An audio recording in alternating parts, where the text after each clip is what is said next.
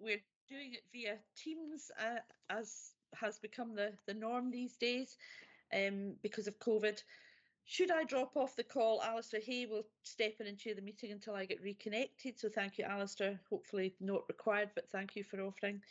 I haven't received any apologies, and I'm pleased to welcome again our colleagues from the trade unions and the staff associations, and also Tina Yule from HMICS, and also Katharina Casper, who's one of our board members, who is joining us today just to sit in on the meeting.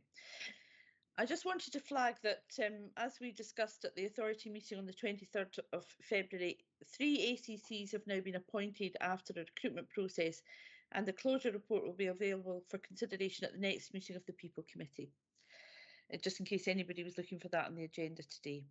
So can I ask, are there any declarations of interest? Nothing, thank you. We have the minute of the committee that was held on the 30th of November for your consideration and hopefully your approval. So is there anybody, does anybody have any matters they wanted to highlight in relation to that minute? We're happy to approve it. Thank you very much. And we also have the action log, which is quite lengthy today, and happy to go through that page by page. There are a number of items that are proposed for closure, and there are others that we would be proposing to keep open.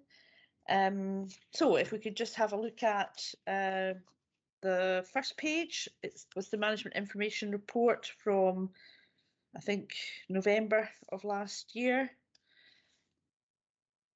Any comments, any questions? We're happy that that one is closed.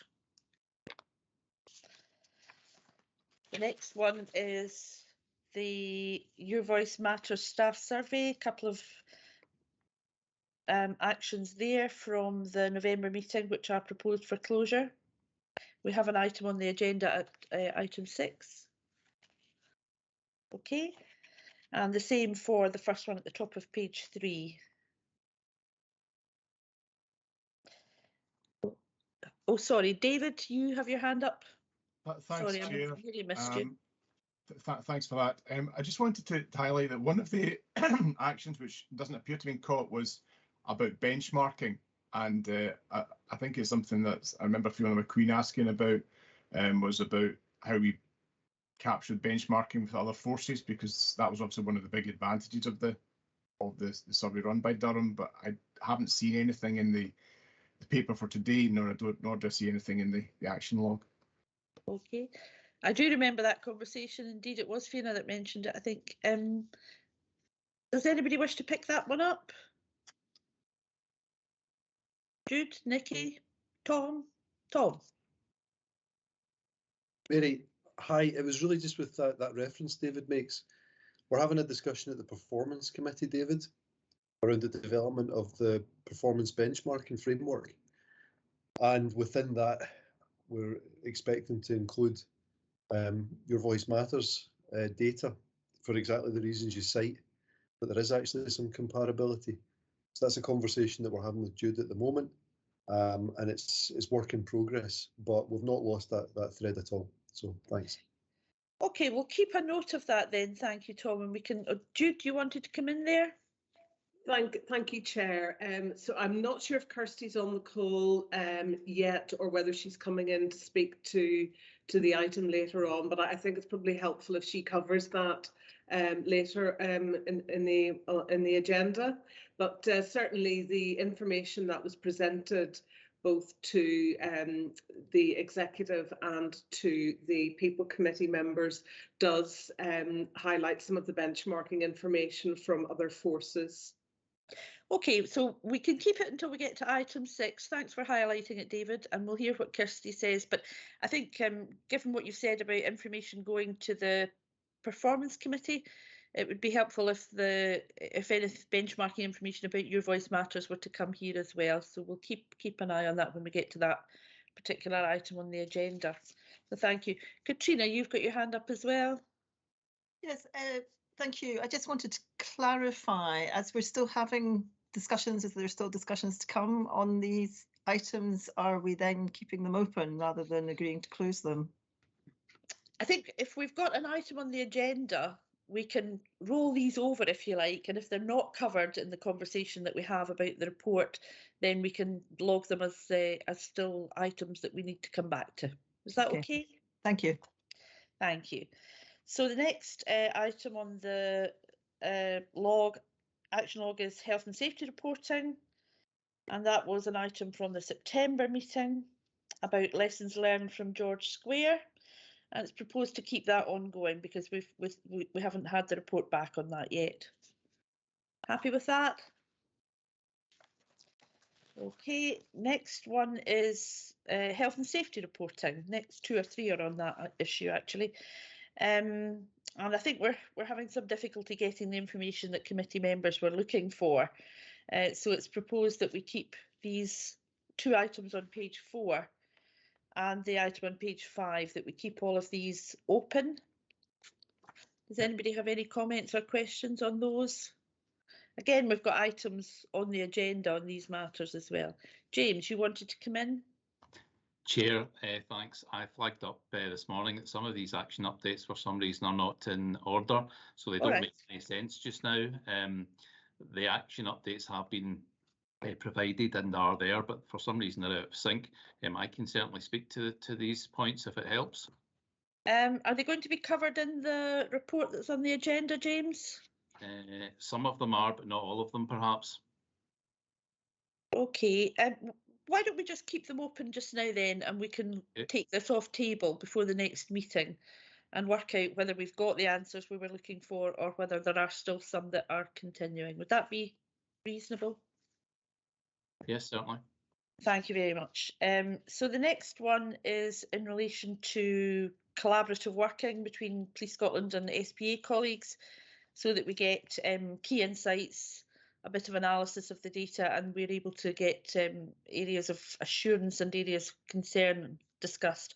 So I think there's been some discussions, some meetings on some of these things, and the proposal is that we keep this open to allow those conversations and discussions to continue. Are members comfortable with that? Okay, thank you very much. On page 6, we were looking there in terms of health and safety about business areas with disproportionately high incident levels. I think there's some issues about the IT capabilities. I suppose I got a bit concerned when it said we can't tell you when we might have this completed, if ever. So I'm not sure if that allows us to close the item or if we should be keeping it open. James, you wanted to come in? Chair, that's again, the action's been swapped round. This one is on the in the paper, so presumably could be closed. Okay, well, if we'll do that if we cover it when we get to the item. Thanks very much. Also on page 7, strategic workforce planning. Propose to keep that ongoing with a report coming to the June meeting, and we also have a report on the agenda today as well, a couple of reports. Happy to keep that ongoing. On page 9, about special constables and volunteers, page 9, 10 and 11. The proposal is that this is closed and added to the work plan. Are members comfortable with that? Thank you very much for going through all of these items. That allows us to move on to the first substantive item on the agenda, which is the health and safety report for Q3, item 2.1. James, I think you can take this report as read and concentrate, please, on highlighting where the committee can take assurance from the data that you're giving us from any analysis of that data. Thanks, Chair. I just wanted to start off by saying that there's been considerable amount of work between myself and Jackie from Workforce Governance at SPA and in the lead up to this paper. We've reviewed a lot of the work, made some changes to the paper, and we will continue to do that going forward. Points to highlight, first of all, control of noise at work. Just to mention that divisions now have the new earpieces for trial, and we've had some very favourable responses back from divisions. We'll continue to work on that and update the committee as soon as we can move forward with a paper to clothing and equipment, but it's looking very encouraging at this time. Can you give a verbal update on fire risk assessments? And this is one of the actions that's out of sync in the action log. We've now met with our new hard FM suppliers. We met at the end of January. In line with many public services, fire risk assessments are provided to an outsourced service. Members will recall that since the contract came to an end with Mighty, we've had very limited access to electronic information in relation to fire safety. Our current contractor has now demonstrated their new electronic system for the storage of fire risk assessments and the recording of actions, and they've also carried out the first fire risk assessment on behalf of Police Scotland. I am pleased to report that at this time we are very satisfied with both the system and the standard of fire risk assessment.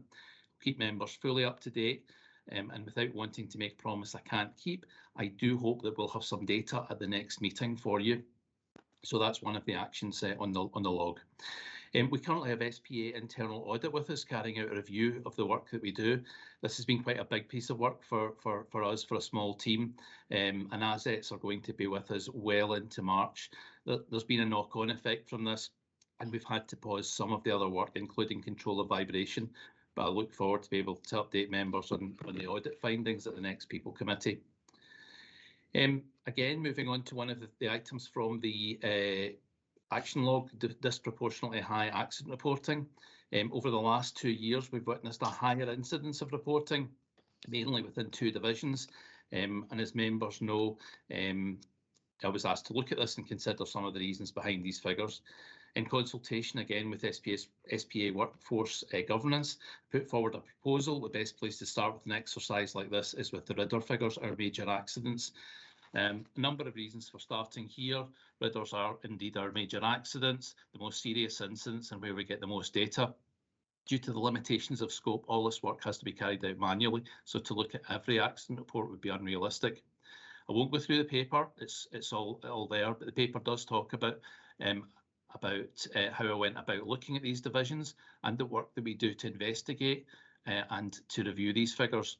Essentially, there are 2 recommendations, and the recommendations are that we'll continue to work with these divisions to look at the need for supervisors to further debrief officers and staff after accidents and provide further support as required, and the continued need for superintendent support and service delivery to oversee incidents where officers are repeatedly assaulted and to make sure that they have further support from within the division and OST refreshers as required. You'll see there's quite a lot of data on these divisions that we've looked at there.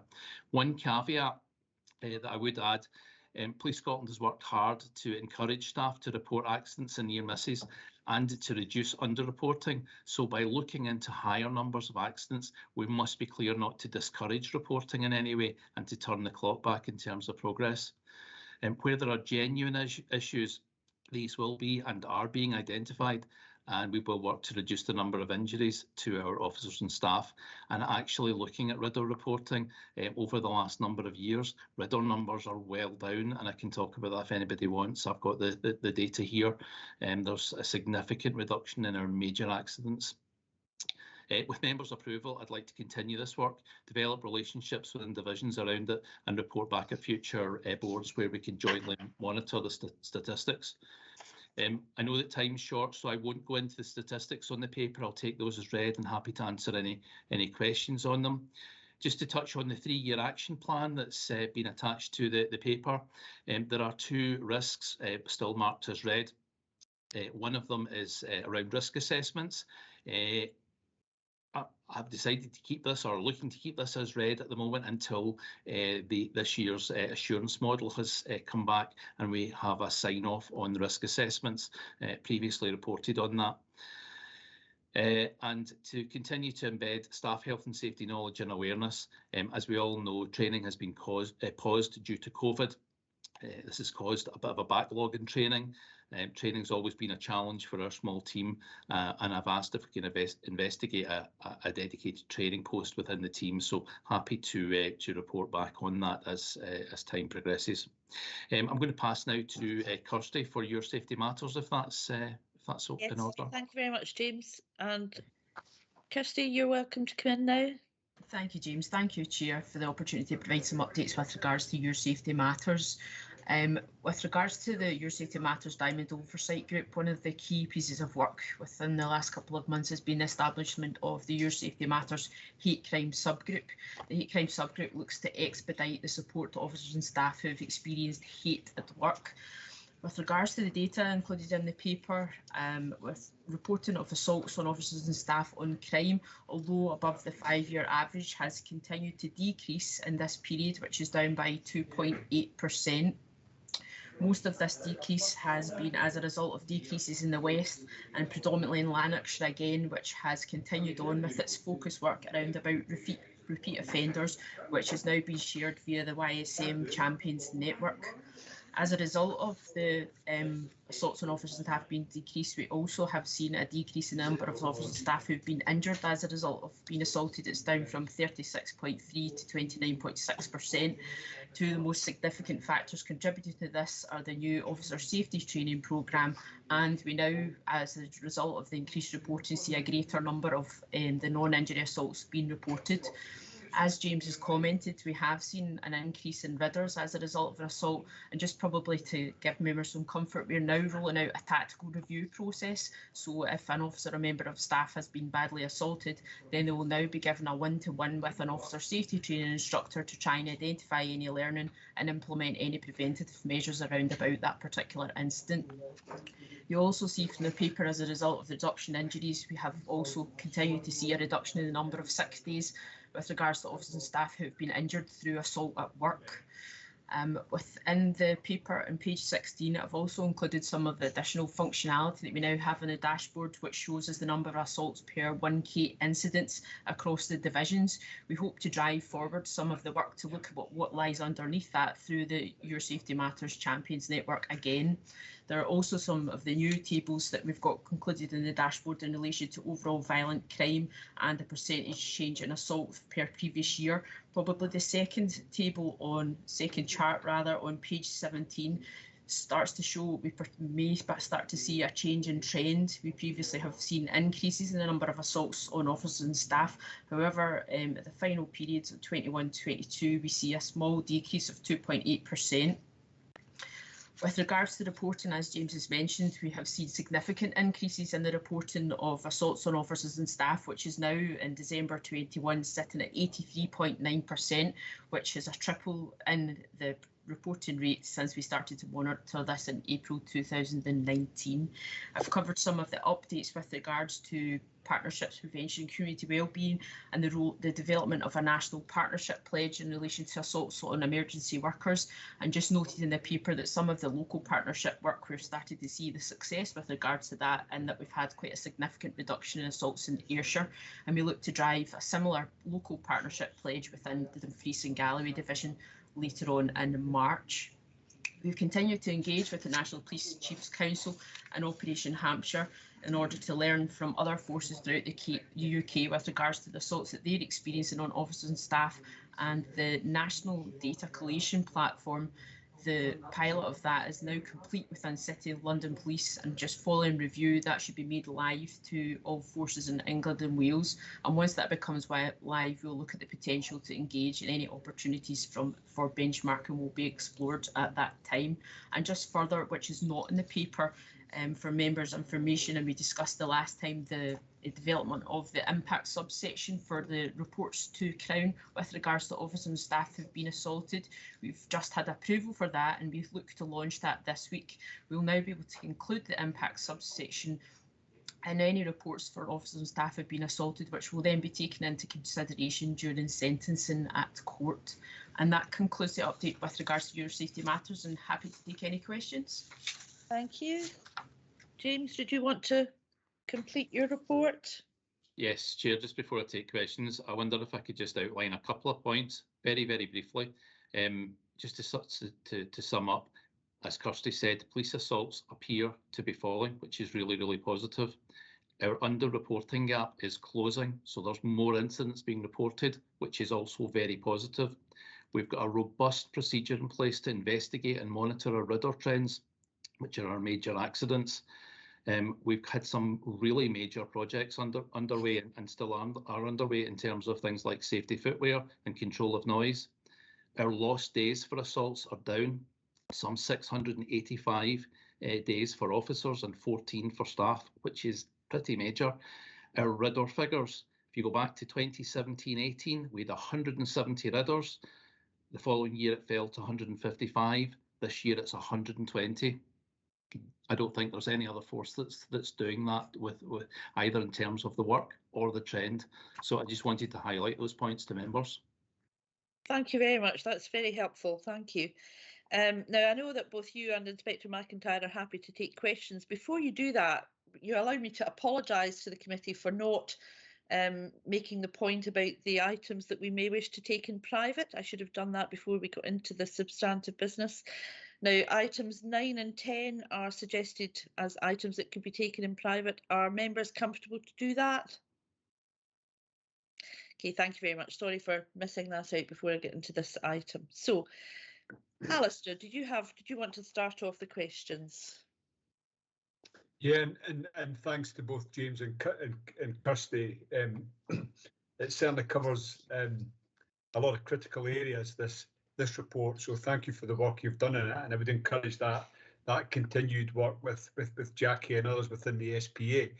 The first question I've got, James, is a general one. In paragraph 1.3 of your report, you mentioned that significant progress has been made in terms of health and safety. However, you recognise that there's many years of work required in what is a very large organisation. So what do you mean by that statement in terms of many years of work to get to where we want to be, or is this a maintenance programme? No, there are still some large areas to be looked at, and some of them are covered in the paper. So safety footwear, for one, we're still rolling out safety footwear. We're one of the few forces in the UK now that's doing that. So that's a real benefit, a real plus point. Control of noise will take some time to implement, but there are some real positives as well, as I touched on, like the reduction in RIDDOR figures to go from 170 major accidents to 120. That's really quite significant. No, I don't doubt at all that there is significant progress being made, and I would congratulate everybody that is involved in this, because the safety of the workforce, as it says, does matter. So it's very encouraging to see this. I just wanted to contextualise the statement that you've made there, and just one other technical question I have for you. Understandably and necessarily so, there's had to be updates to the scope system, the way that you gather information, record it, and then present it, which makes longer term comparisons difficult. Because you can really only compare like with like. But looking back at that slightly longer term, perhaps the last 5 years, with the caveat that you're not necessarily comparing like with like anymore, is there any balances that you put in there to try and help us see that the trends are actually reflecting the conclusions that we are drawing from them? Yeah, we've updated the report year on year with more trend graphs, etc., and more data. I check in with APU regularly before every report to ask if there are any other trends or any other pieces of data that I could provide to you, and they absolutely assure me there's no more data that we can give at this time. While scope has its limitations, all the data is taken out of scope, and APU run through other systems to provide us with the figures. There's a lot of manual number crunching going on in the background, and that's been really, really successful in terms of the report that we produce. I think it's a pretty comprehensive report, and at the moment there's nothing else that I can think that we could give you in terms of data. Yeah, so that's helpful explanation there, James. I appreciate the amount of work that goes on behind the scenes, so that any conclusions that are drawn based on the data, you put the checks and balances in there. Sometimes you've had to do that, manually. So that I think that's important for us to see and to understand. Just moving on to a couple of areas in the report now. The disproportionate accident reporting that's in DQ&L division, and you've reported on that quite significantly. Clearly, a lot of work has gone on there, and you made a couple of recommendations. But what was the main conclusion that you drew from drawing this work as to why DQ&L division are sitting at higher levels than other divisions within Police Scotland? There weren't really any trends. We did identify some repeat assaults, and I worked really closely with Kirsty and Your Safety Matters on that, and with the divisions, and we've made some recommendations around some individual incidents. As I say, there were no particular trends. They do seem very, very good at accident reporting, I have to say that. Some of the officers had a large number of very or relatively minor accidents logged against them. But the two areas that I would like to work on, continue to work with the support superintendent to try and review some of the incidents where there have been repeat assaults, to see if any extra support's required. And in terms of the more routine incidents, to work with the supervisors, and that's twofold: to make sure that there's a proper piece of debriefing done after the accident, a local investigation, if you like, to make sure that it doesn't happen again, and also to make sure we get the best data put into scope by the supervisor. There's a little bit of work we could do there, and we're working on that just now. Yeah. So you couldn't see any trends. You know, it was the radar data that you predominantly looked at there, but they are these divisions are consistently higher in terms of their accident reporting. So, are you going to look at, you know, other areas of accidents that perhaps occur, other data, to try and get to, you know, the root cause of this? Because if we understand the root cause of it, then we've got a better chance, of course, of then, you know, driving it down, you know, which is everybody's aim. Yeah, in terms of the ridders, I reviewed every single ridder incident manually to come up with these recommendations and my conclusions. That would be unrealistic in terms of the three divisions, and for every single accident that they have, to look at trends, etc. That's why I felt that improving the process with local supervisors, who are indeed responsible for the local investigations, to try and get better feedback and drive the accidents down that way. And that's what's been really successful in terms of our ridder figures overall. So to go from 170 down to 120, that's how we've done it. So I'd like to continue that and keep an update coming into the committee here, so that you can see the work that we're doing. Yeah, and the scope system, I think I've read that it doesn't have a root cause analysis. Doesn't, no. Part of it. So you've obviously got to deploy, you know, yourself and others to do that work. Are there plans in the future to get such a module put into place that would help in these circumstances? Yeah, we're constantly reviewing scope, and it is something that we've asked to be investigated. So just waiting on that coming back. Oh, okay, that's great. I've just got a couple more questions, and if the chair will, yes, of course, allow me. Just apologies, I don't want to hog everything.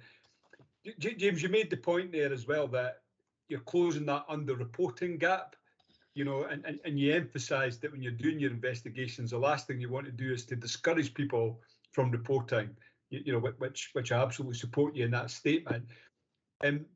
How do you draw the conclusion that you're closing that under-reporting gap? What's telling you that people are coming forward more? What we're trying to do is get the number of scope reports up to the same as the number of to match the number of crime reports that go in for assaults. Right. Okay, so and that's the evidence that tells you that's what's happening. Yeah, and very final. Sorry, we're actually seeing that happen, and it's reflected in the stats. Yeah. And just a very final question from me. We spoke about the fire risk assessments, and I know you've changed over to a new system, and you're going to bring a report on that, I think you said, to the next meeting. Do we still have access to the old fire risk assessments that Mighty had for us? So if we were asked for them, we could produce them? Yes, I'm assured that we absolutely do. The database sits under our estates colleagues, so that's why I have to refer to them to find out when what the timeline for this work's going to be. It's not fully within my gift, but yes, the previous Mighty work is all held and is being uploaded to the new system, so we'll have full access to it. Yeah, thanks very much for that, James. Appreciate it. Thank you, Chair. Thank you, Alistair, and thank you, James, for those responses. The next hand I see up is David Hamilton, and then Fiona McQueen. David. Thank you, Chair. My first point is just get some clarity, if I may. Page 8 of the report talks about the RIDDOR numbers, and we see from DQ&L, I think in total there was 73 RIDDOR reports since 2020. But on page 13 of the report, it says that the total was 60. I'm just trying to can get that clear. Is there something I'm missing there? Not necessarily. I'm just trying to locate that in the report, but they're probably, it's maybe just two different things that they're talking about. I certainly went through those reports individually, so I'm pretty confident of my figures. So the 73 would be right, but yeah, so absolutely. Maybe the table on page 13 is not accurate then when it talks about 20 and then 40. James, I could maybe assist. Apologies. Those assaults that are reported, sorry, the ridders on page 13 are ridders which are as a result of assault, and the other figures in James's part of the paper are all overall ridders. Yep. Right. Okay. I see it. I think I get that now. Although it does say it's about officer safety training and assaults. I would have referred to that because we did spot some repeat assaults within those numbers, but the riddors that I looked at was part of a piece of work around trends within those three divisions, and it would take in all accidents. Okay, that's very helpful. Thank you. Can I just also check with you? You rightly said that investigation sits with local supervisors. What might be helpful for the committee to have an understanding of what local training or what training supervisors get in health and safety? Yep, there's training for designated safety coordinators within each division, and we have safety advisors who will assist the supervisors locally. So every day the scope figures are checked by my team, and if it's a routine matter, a small, more minor accident, that's dealt with by the local supervisor by having a discussion with, hopefully with the officer or member of staff. Hello. Sorry, I don't know what that Sorry, was. David. Bit of radio interference there. And if it's more serious, my team member will assist them with that. So accidents are reviewed every morning as part of our routine work, and we follow them up from there, and we close the feedback loop on what we find as well. So the first line managers, do they have specific training for this? Chair, may I interrupt? Yes, Jude. Yeah. Terribly sorry for interrupting, but I just think that this is an issue that if Mr. Hamilton, as a member of the Scottish Police Federation and an observer at this forum, wishes to pick up with the health and safety team, I'll be happy to arrange that offline rather than take up the committee's important time on this matter. Thanks, Judy. Are you happy with that, David? I didn't think I was an observer, but if I am, then I'll be guided by yourself. I can do. I was just, again, I think it's important for the committee to understand how we can best improve the health and safety of police officers, but that's a matter for yourself. If you want me to move on, I shall do. And I just want to check on 4.1, which was the burn rate of FFP3s following the change in guidance regarding the COVID, particularly given the most recent variant. I'm just wondering how that had moved forward and what learning we can take from that, James, in terms of any future guidance to go out to officers and staff. Sorry, David, I don't have a burn rate to hand at the moment, but what I can assure you is that's reviewed regularly through Optala Silver and also through the Optala Health and Safety Group. So that's done on a 2-weekly basis with the Health and Safety Group, and the Federation are fully involved in that.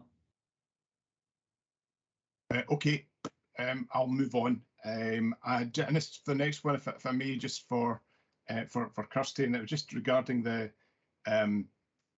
decrease in officer assaults, and I absolutely get the aspect regarding the change in OST and so on, and that's really welcome, and it is a good course. But I just wanted to get clarity whether there's an empirical link to that, because I wouldn't want us perhaps claiming success if we can't show that that's what the success is down to. So I just wondered, I reckon there's probably about 2,500 have gone through the new course, many of whom will not, of course, be frontline. But I just wanted to see if there was some kind of empirical link back that says that new course was working. No, I think it's probably too early for us to tell at the moment. We certainly have had very positive feedback with regards to the new officer safety training programme, but as you said, we've not obviously reached capacity, and all officers having taken part in the programme, and probably be more effective to do so then. What I would say is that it would appear that looks to be a contributing factor, because we have started to see the trend, and I've just maybe highlighted that that's a potential factor that has impacted on that. That's great, thank you. Okay, back to Fiona McQueen. You've got some questions. Just a couple. One, following up on the dialogue between David and Jude, I would be interested, and it may well be, I'll leave it to you, Chair, whether we have a deep dive in health and safety, but maybe there's a bit more information that we're needing. But I was interested in that line of questioning about education of the supervisors to look at consistency and whatever. But I'm happy to leave that to be taken offline. James, there's just one thing, and apologies, I suspect I haven't been following you. When you talked about the 120 RIDDER reports, can you give me the context for that, please, or guide me to where it is on the paper? Yes, it's definitely on the paper. I would need to dig out for you, I'm afraid, but the context is that in 2017-18, when we started our work on RIDDER figures, when I came into post, we had 170 RIDDERs. Now, RIDDERs are your major accidents, they're the serious ones, broken bones, etc. In 2018-19, we brought that down to 155. And this year so far, albeit the year's not finished yet, but we're at 120 at the moment. So, that's a significant reduction over the years. Of course it is, and obviously to be welcomed. And I guess the question I have, I think I know the answer because it's such an important aspect, is, 120 seems quite low to me, with such a large number of staff doing the jobs they do. This is not people sitting in an office, this is people out and about. How confident are we that we've captured them all? So I'd be fairly confident, because these are the major accidents. Yep. You can't hide a broken bone, or exactly. A period of absence. This includes 7-day absences as well, from the force. So pretty confident. We did start with a much higher number, and we've really worked hard to bring those down. And I've reported regularly throughout my time reporting over the last few years to this committee on the work that we do, how we do that as well, and the interventions that we do with shifts and shift briefings, etc., to bring that down. So it's great that we've brought it down to that, but I've no doubt in my mind on it. Oh, that's helpful. Thanks, James. Thanks, Chair. Thank you very much. Any other questions? Anybody else? Alistair. Yes, thanks, Chair. James, you rightly highlighted in the action plan that there's only, excuse me, two reds, and you've given the explanation for that. There's 16 sitting at amber at the moment, and obviously we're coming towards the end of year one. Now, I do accept that it's been an extraordinary couple of years, given everything that's happened with COVID and also the major commitments that Police Scotland has undertaken. But referencing it back to, the number improved, the journey that Police Scotland are on, is what thoughts have you given to stop these ambers turning to red and reprioritising them as we go into year 2 and 3 of the action plan? Yeah, there is work going on in the background, but I think it's fair to say that coming out of a pandemic for 2 years, we are a little bit further behind than I'd really like. Also, we have a lot of time being devoted just now to both internal audit work, etc. So we're slightly behind and further back than I'd like to see. But I don't think there's anything that's particularly critical. Nothing that's worrying me at the moment from that. We are managing some really big pieces of work in terms of noise and vibration as well. Yeah. Okay. Thanks very much for that, Chair. Thank you, James. Thank you, James. Perhaps you could answer a question from me. I was a bit surprised to see that in relation to the incidents in George Square, we were looking for lessons learned, and also Op Urim and Operation Moonbeam, we were really being told that there were no specific lessons learned from these incidents. And I wondered if that was, if you wanted to expand on that. Yep, so as you'll see from the paper, I've closed off Urim and Moonbeam in terms of stats for you and said that there's no specific learning. These incidents were all investigated at the time. They were really minor in nature. So one example I can think of is an officer getting out of a van and injuring their foot, twisting their ankle, that type of thing. So they've all been dealt with at the time. The learning from George Square sits with G Division. I've said before, I've been really impressed with the work that they've done in their gold group, and the report will come forward to you hopefully at the next meeting. Okay, thank you very much. That's helpful. And hopefully, if there's anything that we should know about in the committee, that can be reported to us as well. That would be useful, I think, because we were very keen to know that if there's investigations carried out into these matters and it reveals any learning, that's put into place before anything else might happen. If there are no further comments or questions, I may just address the issue of David's role here. I'm very quickly trying to remember back to what we agreed in this, and I think we had asked if you could make comments rather than answer lots of detailed questions, ask lots of detailed questions, David. But we can come back to that off table if you like, but that would be helpful. So the next item we have is item 3.1, the workforce report for Q3, and I think that's yourself, Jude, is it? Thank you, Chair. I'm actually going to ask Peter Blair to speak to this paper, if you're happy with that. Yes, very happy with that. Thank you. Peter, over to you. Thank you, Chair. I'll take the paper as read, as always, and excuse my voice, I've got a wee bit of a frog in my throat today. The first part I would pick out, and I'll just do it in summary if that's okay, is the headcount for officers. You'll note that at the end of December, which this report runs up to, we had 17,117 FTE, which was slightly smaller than we would normally have at the end of Q3, which we try to get around 17,234. But as a result of the COVID impact on training and the COP26 using some of the facilities that we had in November, we were unable to take as large an intake as we would have hoped for through November, December. So therefore, we were about 117 officers under where we would have expected at that time.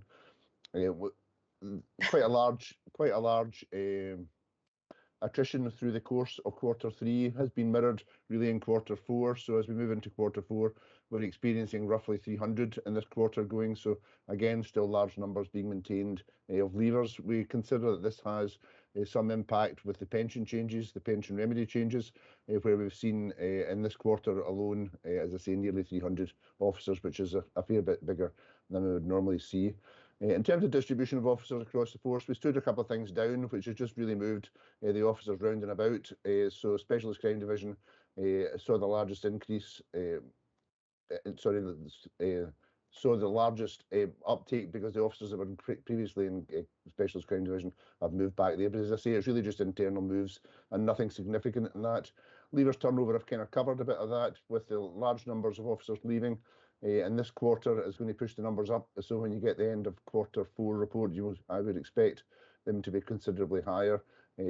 Staff numbers, however, have remained very much the same across Q3 and Q4, so there's very little change there.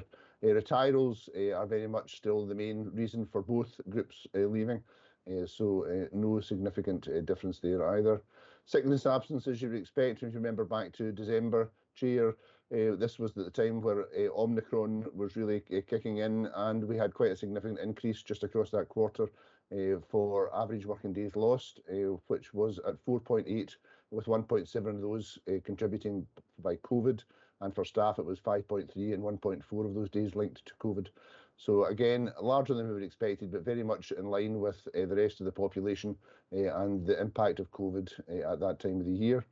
And finally, Chair, I would just, second finally, I suppose, toil and re-rostered rest days, quite a significant increase in toil and re-rostered rest days over this period, but we have to remember that that period included COP26 and a number of public holidays, which all went into the bank. I'm glad to say that in Q4 we've managed to push some of this back down, so we're starting some reparation work and trying to make sure that's being resolved. Some of it, however, won't be able to be fully resolved this year, and will be pushed into 2022-23. And in terms of modified duties, 464 new instances this quarter. That's not terribly different than we would expect from any other quarter, so no real significant issues in there.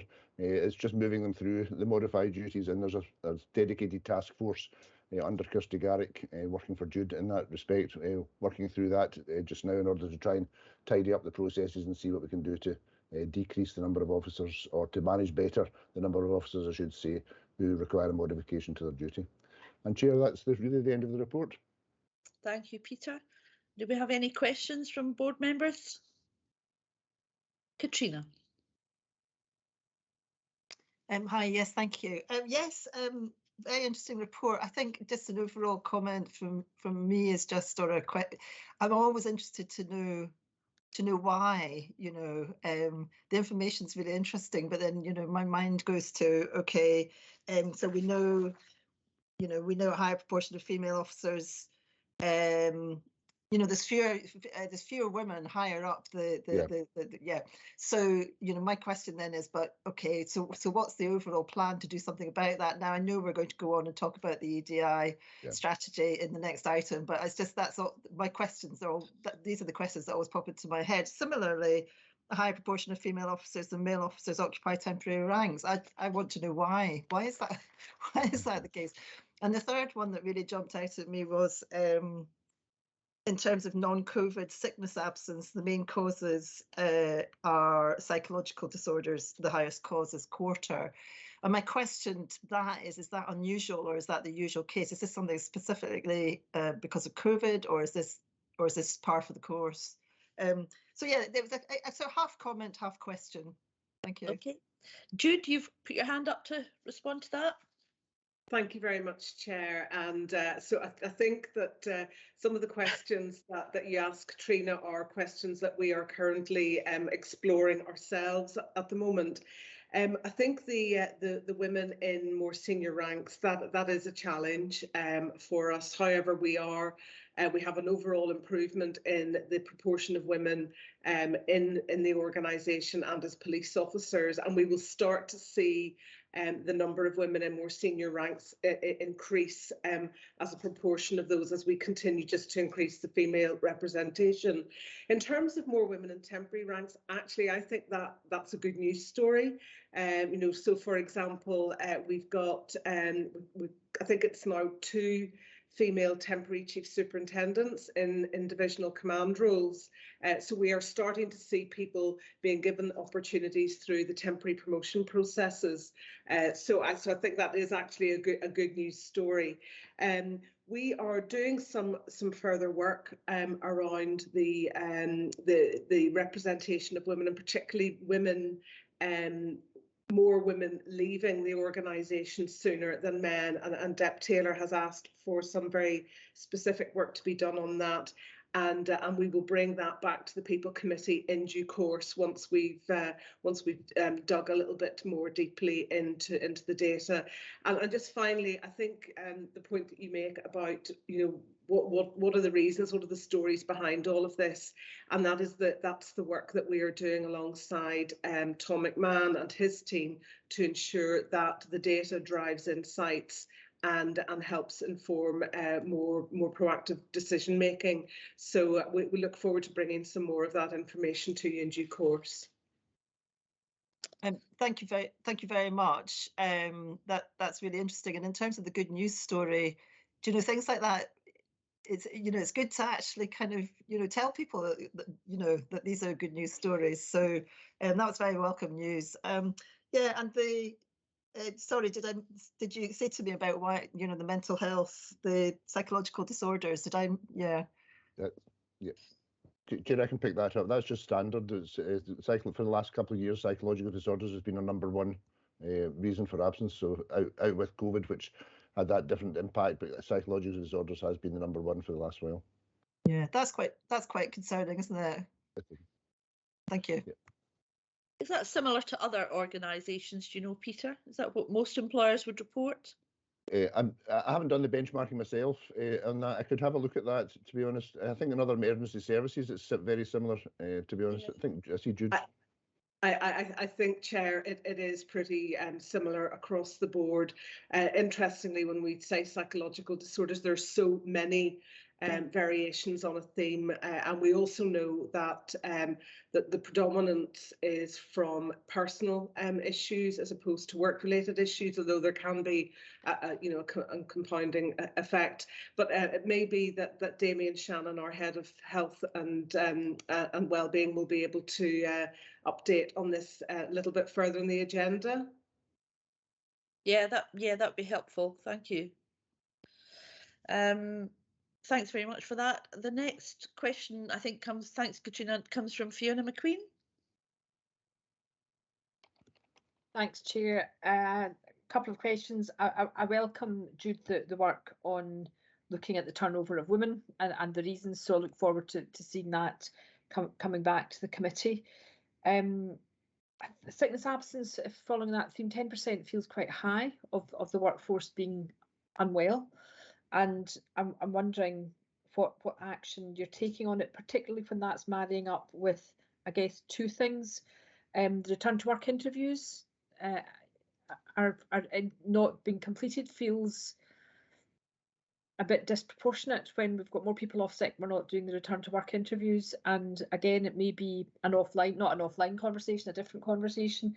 Seems to be a recurring theme, so it would be helpful for me to understand, is that a complex process to happen? Is there something is there something stopping it?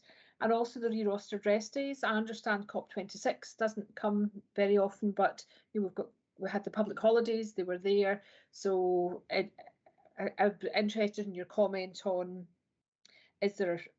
what action's been taken to support more staff to be well enough to come to their work?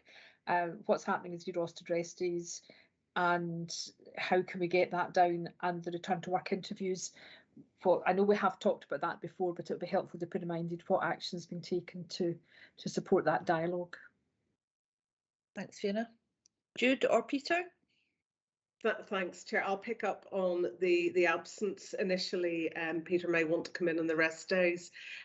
So the reason 10% is high, absolutely, but that COVID is the reason for the height of the absences.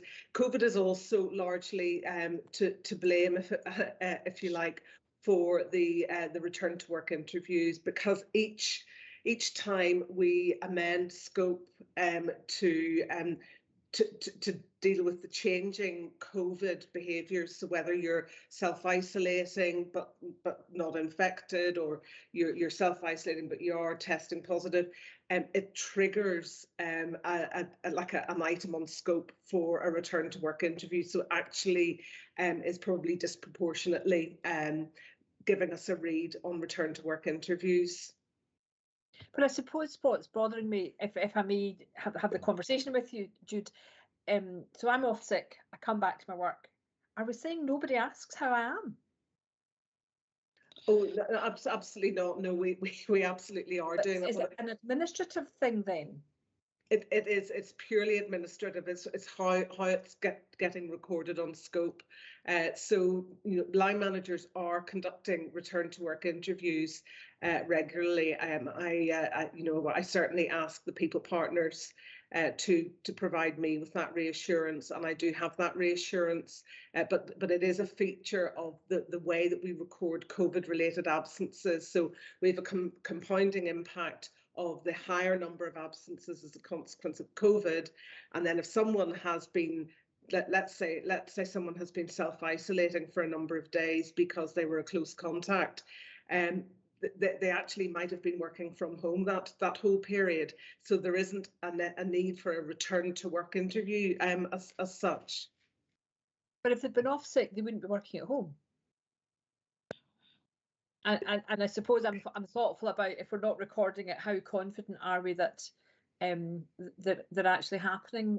I mean, it may well be, Chair, that this is another conversation, because it would be helpful for me to get a sense of, what is reasonable in terms of the lag of return to work interviews, and also, is it a clunky system that's not working very well for managers, and when we expect this to be, what was it like before COVID, and when it could be sorted.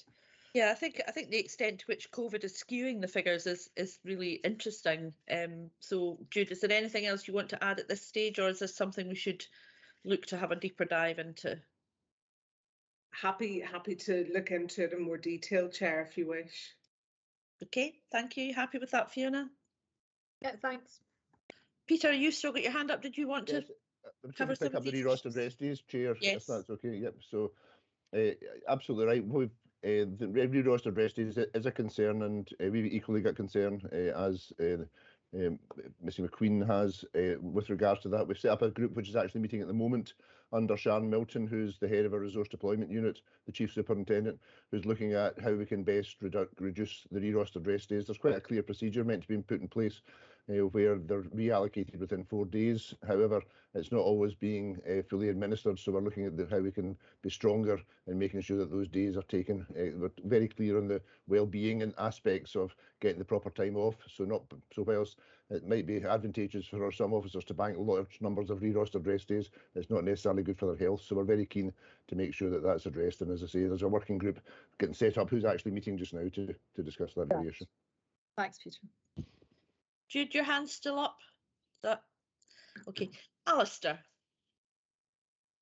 Yeah, thanks, Chair.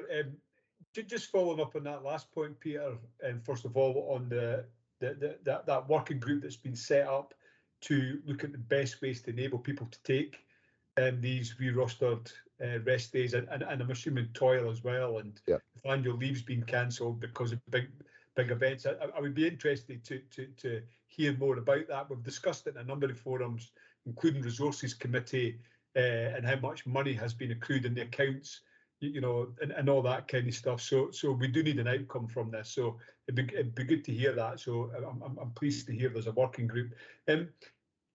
My question's on modified duties. So what do you use modified duties for within Police Scotland? That'd be the first part of this. So it's a bit of a catch-all term, unfortunately. So it's everything from where, for whatever reason, an officer requires a modification to their duty. So it will include discipline, where an officer is not allowed access to systems due to discipline reasons. There'll be any illness or injury where we need to make a modification to allow an officer to work, or pregnancy is included within that as well. So the modifications you're seeing there includes all of those things. The work we're doing just now is to try and have a clearer separation across some of those categories, so as we can better understand and attach specific processes to some of the categories. I think some of that earlier work has been a bit lost, so we're trying to pick that up. And as I say, Kirsty's working very hard just now, both in terms of having new definitions of each of the categories, but also attaching very clear process maps round about what should be done whilst you're within any of the categories that are going to be proposed. So I get what you're saying about it being a catch-all process, and let's put that the kind of disciplinary aspect to one side. For for the majority of staff then that perhaps are going into this because of illness, injury, I'm assuming it's a supportive process with the view to enable people to resume their duties as quickly as possible. So my question would really be around, that wider occupational health. We're going to talk about this more later. But to me, it would seem that getting the right support to people would be the best way to get people back to full duties, if that's appropriate, as quickly as possible. Is that the direction they travel? Yep. And it sounds a close question, I know, but is that the direction they travel? Yes, a lot of that's actually already in place, because we've got immediate referrals for anyone with musculoskeletal or psychological straight to occupational health. And as soon as somebody presents with any of those illnesses, it's an occupational health supportive referral. So there's quite a lot of that already in place, but we are looking at refreshing, and I'm treading in Damien's toes here, I'm sure, but we're looking at refreshing the occupational health provision going forward, which may expand into some broader areas. But the whole process is designed to be supportive, and will continue to design to be supportive. Yep. Okay.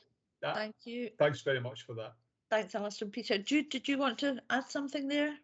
I was just going to say that Peter has probably raised most of what I was going to say, and Damien will give an update later on the agenda, Chair, around the review of occupational health and wellbeing and what we intend to do going forward. But as Peter says, the duty modifications, it encompasses a whole wide range of different modifications, which may be an inability to wear an FFP3 mask, right down to permanent restrictions, but officers who are still very much active and playing a very active role.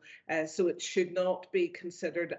It should not be considered as anything that is preventing necessarily an officer carrying out duties. Okay, thank you. David, you've got your hand up. Thanks, Chair. If I may make a comment as opposed to a question. There is no current facility for officers to be storing rest days. So the rest day bank of what, £17.8 million doesn't have an authority to sit there. So to say that the rest day balances are not simply a consequence of operational demands outstripping available resources isn't necessarily entirely the case, because they should all be re-rostered within the 4 days. And whilst accepting there could be a degree of latitude given the numbers, they still should be getting re-rostered. So I would just contend that particular phraseology there suggesting that operational demands don't come into the thinking. They clearly do. I think the committee would be keen to see these days being reallocated, so we keep an eye on that as we go forward. I had a couple of questions as well. Thank you, David. I wanted to know about the issue of length of service.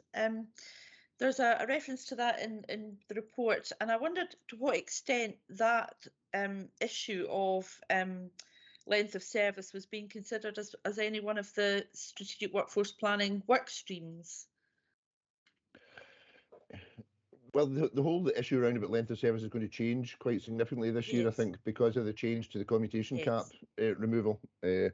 So we're very much, it's more than rather than the strategic planning, it's very much at the tactical planning stage just now, where we're looking at the next 2 or 3 years, the number of people who are going to come in, the ranks that are going to come in, how we can readapt the promotion processes to allow for additional leavers.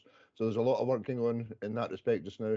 And I suppose that was my next, sorry. Yeah. Sorry. No, I was just going to say beyond that, I mean, I'm not overly concerned by the age part, although we do experience at age 55 currently, about 20% of everybody, regardless of service, who can go leaves the service at age 55, because that's the date currently that the commutation cap under the current regulations gets removed. So there'll be new patterns develop, I think, when the pension remedy clicks in, and I suppose it's difficult to anticipate exactly what those are going to look like. But I don't have a particular concern beyond the commutation cap removal at the moment, which I think is the most, the alligator nearest the boat, if that's the correct term. Yes, that's a good way of putting it. And that was my next question, which was really about the mitigations that we would need to put in place if the worst of our fears on this were to come to pass.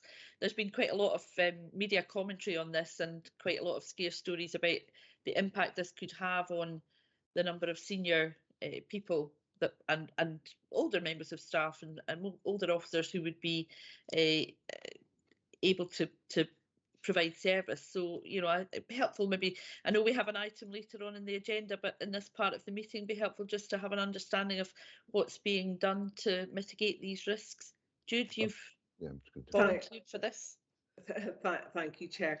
Yes, absolutely. You know, we have identified the prospect of this as a risk on the organisational risk register. We have a number of forums already established in the organisation, both with the SPA and with our staff association colleagues, to ensure that we are keeping on top of all of the issues as they emerge, and any mitigations that we can put in place. We have these meetings weekly. The Chief Constable chairs a pensions oversight group, which meets every 4 weeks at the moment. And we are doing modelling and on a weekly and almost daily basis to ensure that we are aware of the situation, and we will do everything that we can. Equally, in terms of workforce planning, we are looking to increase the number of probationers that we bring through over the course of the next year to 18 months to ensure that we're refilling the coffers of new police officers. So I think that we are absolutely aware of the potential impact to us, and we are doing absolutely everything that we can to mitigate against any outturns that may be challenging for us. Okay, thank you very much. That's reassuring, and obviously something we'll be hearing more about, I would imagine, fairly regularly as we go forward. So thank you. I don't see any other hands up. So with that, thank you, Peter, for your report. We're moving on to item 3.2, which is the next steps and the timeline for development of EDI and people strategies. And I think I'm passing over here to Jude. Thank you, and I think I'm going to be assisted by Tom McMahon from the strategic planning side of it.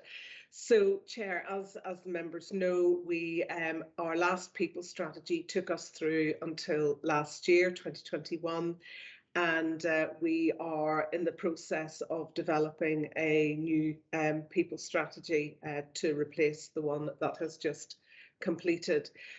We, as an organisation and in conjunction with colleagues in the SPA, recognise that the bigger issue for us as an organisation was the equality, diversity and inclusion strategy, and that we felt the people strategy should hang off the EDI strategy. So the focus at the moment is on developing the EDI strategy. Tom's team is leading on the development of this, but we are very much feeding into it because it has both the people, the workforce element, and it has the service delivery and public facing element to it also. We want to ensure that the SPA and Police Scotland strategic outcomes are also influencing what is in the people strategy and the EDI strategy. So, and then of course the equality outcomes that both the SPA and Police Scotland signed up to last year. We are working along the EDI strategy at the moment. We have a monthly EDI strategy steering group which meets, and it will set out the ambitions for the organisation over the course of the next number of years. The people strategy will then fall in behind that. We again have been working with the SPA and have done a joint evaluation of the last people strategy, which will be presented to the People Committee, I think at its next meeting once it's been through internal governance within Police Scotland. And of course that will help inform what comes out of comes into the next people strategy.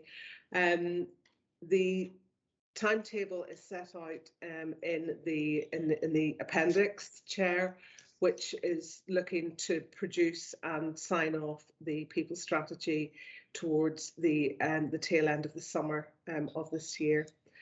Chair, I'll pause there. I don't know whether Tom has anything else he wishes to add to that. Thank you, Jude. Tom, did you want to come in? Thanks, Chair. Thank you, Jude. Only to emphasise the point that we want to get the chronology of this right. And if we land the EDI strategy successfully, which I'm confident we will, then that, coupled with the work that was done around Your Voice Matters, the benchmarking that was referred to earlier, and equally some of the work that we're already doing with SPA colleagues around the review of the joint strategy and the progress towards the outcomes within that, then I think we'll have a really strong evidence base very soon for the development of the people strategy, and we'll hold to the timetable that Jude has described. So thank you. Okay, thank you very much. Do any committee members have any questions? Katrina? Hi, yes, thank you very much for this. It's really, really important piece, area of work. And very interesting. I just really have a couple of questions about. I'm looking forward to seeing the detail of the strategy when you bring it out in, you're saying April, May of this year. So I'm assuming that we'll see in that sort of more details about timelines, about exactly what kind of time frame you've got in mind for this strategy, and how you're going to measure, what the outcomes are that you're going to be working towards, and how you're going to measure these things, for impact assessment and all that kind of thing. So that's a kind of general comment, really. And the only other question, and it's not specific to this report, I've noticed it in a few times, people talk about key stakeholders, and again I'm always going, so who are the key stakeholders, and how do you ensure engagement with organisations such as the staff associations and whoever else might be particularly impacted on in terms of EDI strategies? So that is a question as opposed to a comment, I think. Thank you. Okay, Chair, will I come back in? Yes, if you can, please. Thank you. Thanks, Katrina. In terms of the duration of the strategy, your first point, we work on a 3-yearly cycle for our corporate strategies. Obviously, we're slightly behind on this one because the decision was taken that it would be better and more appropriate to wait until the Your Voice Matters survey had been conducted. And almost by coincidence of timing, that then pushes us into 2022. But I would expect that this will be another commitment to a 3-year statement of strategy. In terms of measuring progress, and you're right to say that the document itself, which you'll get visibility on in the near future actually, will have the equality outcomes that we already monitor progress towards, that are a feature of this year's performance framework. Myself and Deb Taylor are at the Performance Committee in March, and they'll be within that Q3 performance report, and obviously you'll be there yourself.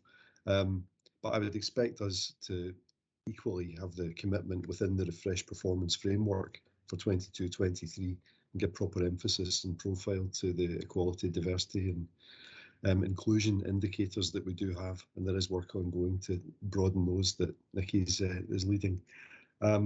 And then on the last point about key stakeholders, I mean, there's a well-established network, obviously the staff associations, trade unions and so on, but we've been working quite closely actually with SPA officers to develop a more coordinated approach to public and stakeholder engagement. And that's work that it's still the subject of internal discussions at the moment, but we would like to get to the point where we can start to progress more thematically, more sequenced conversations, if you like, and making sure that we're identifying who the highest impact stakeholders are and that we're well engaged with them. So I think already the engagement process, certainly for the development of strategies, is actually quite well developed. But my hope is that that work I've just referred to will really step us up a level, and we can do that together with the authority. Thank you. That's really helpful, Tom. Thank you, and very, very assuring. I mean, the problem I have slightly with key stakeholders is so often it's the same people that are involved, and then the people who don't get a voice very often still don't get a voice because they're not thought of. So if what you're saying is you're really kind of stepping up a notch and you're really looking at a systematic approach to that engagement, that's really good news. Thank you. And also kind of, you know, making sure you make the most of the SPA resources as well. Yes. So that's really helpful. Thank you. Thank you. Yeah. Thank you very much for that. Fiona, you've got your hand up as well. Yep. Just a quick question about the relationship between the people strategy and the strategic workforce plan. Okay, the relationship between the two. I think the commitments within the people strategy. I mean, we talked in the first people strategy about inspiring leadership, positive working environment, organizational health. I mean, these are, although much of the focus of the first SWP was about particular capabilities and areas where we needed to grow capacity, I think it was understood, certainly it was my understanding, that those themes were, you know, alongside as part of the narrative. And I would certainly expect in the next iteration of the SWP that we'll be picking up the commitments around leadership, around cultural intelligence, as we've referred to it, within the paper that's before you today. And these are all themes that ultimately are you know, they require investment and they require priority from us. So I think the SWP is an opportunity to bring all of that together, but effectively they're kind of complementary documents. And two separate documents are the right, is the right approach? Well, I mean, certainly my take is that the strategic workforce plan can exist in that space around what the size and shape of the workforce and its particular capabilities are. The people strategy and the EDI strategy as complementary documents, I think will get us towards the kind of cultural approach that we want to take for the organisation. I can see that the DCO wants to come in, but certainly that's my perspective. Okay, thanks, Tom. DCO Page. Thanks, Chair. Actually, to be fair, I think Alistair had his hand up before me. Oh, sorry. Alistair, were you moving on to another matter, or is it on Yeah, I this was point? moving on to another matter, so if there's more to be said on this, then that's fine. Thank you. Oh, thanks. Just to answer Fiona's question, they need to be separate documents. The strategy lays out a kind of big picture and overall direction. The SWP effectively is a living document, which we're going to be using to, you know, manage the workforce on a month-to-month, quarter-to-quarter, year-to-year rolling basis. It'll operate within the parameters of the people strategy, but it's very much a kind of core working document, and it needs to become more core. So that's how we'll position that going forward. So hopefully that provides a bit of clarity. Thanks. Okay, Grant, thank you. Thank you. Alistair. Yeah, so actually that was a nice segue in there by the DCO, because what I was going to ask about was the indicative timeline there that's been put into the appendix, which is actually quite short, but clearly when you read the papers, there's a lot of thought has gone into this, and it's really just a comment about getting these strategies produced is vital, because we talk around these areas so much and so much activity goes on, and they will then lead to the appropriate plans in the organisation. So the question is the confidence in that timeline, because this is vital work. Yeah, Chair, if I can come back in. At this point, we are wholly confident in those time scales. Our original hope had been that the EDI strategy could have been landed this financial year, but actually we've reflected on that. We've looked at the engagement that we're undertaking with the independent review group, with the key stakeholders that we've referred to already, and we've recognised that that is going to take a little bit longer, and making sure that we've got consensus around that direction that the document will set out. That then has the knock-on effect of pushing us out to the late summer. But I can give you my commitment that my team are working flat out with Jude's people as well to make sure that we hold to those timescales. So my aim is that we land it. Yeah, that's you know, really good to hear. I've got no doubt at all about the amount of work that's going on, because I've seen it in so many places around those areas. But it is important that we actually get the strategies, not quick, but right. But equally, there's a pressure to get them done quickly so that everything can flow from it. So it's good to hear that, Tom. Thank you. Okay, thank you very much. I have a couple of questions myself. I was pleased, Tom, to hear you refer to SPA colleagues being involved in the development of the EDI strategy. Could I just check that they're also being involved in the development of the people strategy? I think that would certainly be the intention, Mary. The work is still at kind of design stage, if I'm honest. But I know that Darren, on your own side, was heavily involved in work alongside Jude, so that would be my expectation. That would be helpful. And I think following on from that, then the issues are for me are around the governance and the timetables, because there's a reference in para 2.7, I think, to drafts and progress updates coming for discussion at this committee. And the final strategy would be shared with us prior to approval. But the proposal is that there should be approval, in June time for the people strategy, and before that for the EDI strategy. We don't actually have another people committee between now and then, so I think we might need to look at scheduling one in so that we can comment on your drafts and have that meaningful engagement that I think would be welcome by the committee members. So we'll probably take a look at doing that. Okay, we'll do that. Thank you. Okay, and can I just ask, can we be assured that the staff associations and the unions are being meaningfully involved in the development of these strategies as well? I mean, that's certainly the intention. I can see from David's expression that he might have a different perspective on it, but maybe I should say will be rather than have been. The EDI work, David, or certainly Callum from the Police Federation, is part of that development work.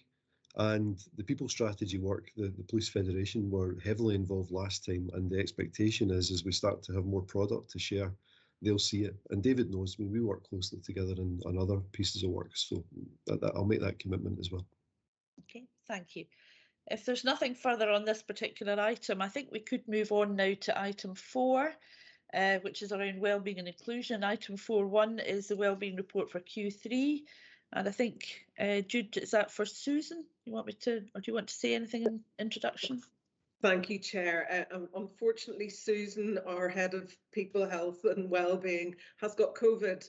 Oh, what a shame. So, well, hopefully she makes a speedy recovery. Yeah, I think she's quite poorly actually, which is a real shame, seeing as she has been spearheading the people side of our response to COVID for the last 2 years. So anyway, Damien Shannon is our new health and wellbeing manager, recently appointed, and I'd like to ask Damien, with your permission, to speak to this item, please.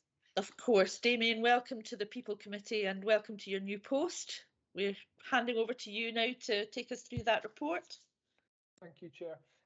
Yeah, Susan unfortunately is unwell, so I was called in at this morning just to cover the paper itself. So I'll just be going through a few highlights in terms of this quarter, Q3, in terms of wellbeing. I think it was really important to recognise the work that has been done on COP26.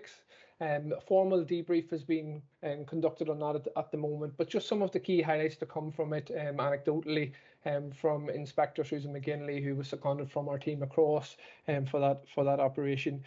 Some of the key ones was just around the team itself, real diversity to the team and the organisations, or the skill sets within the team that was pulled together for the event.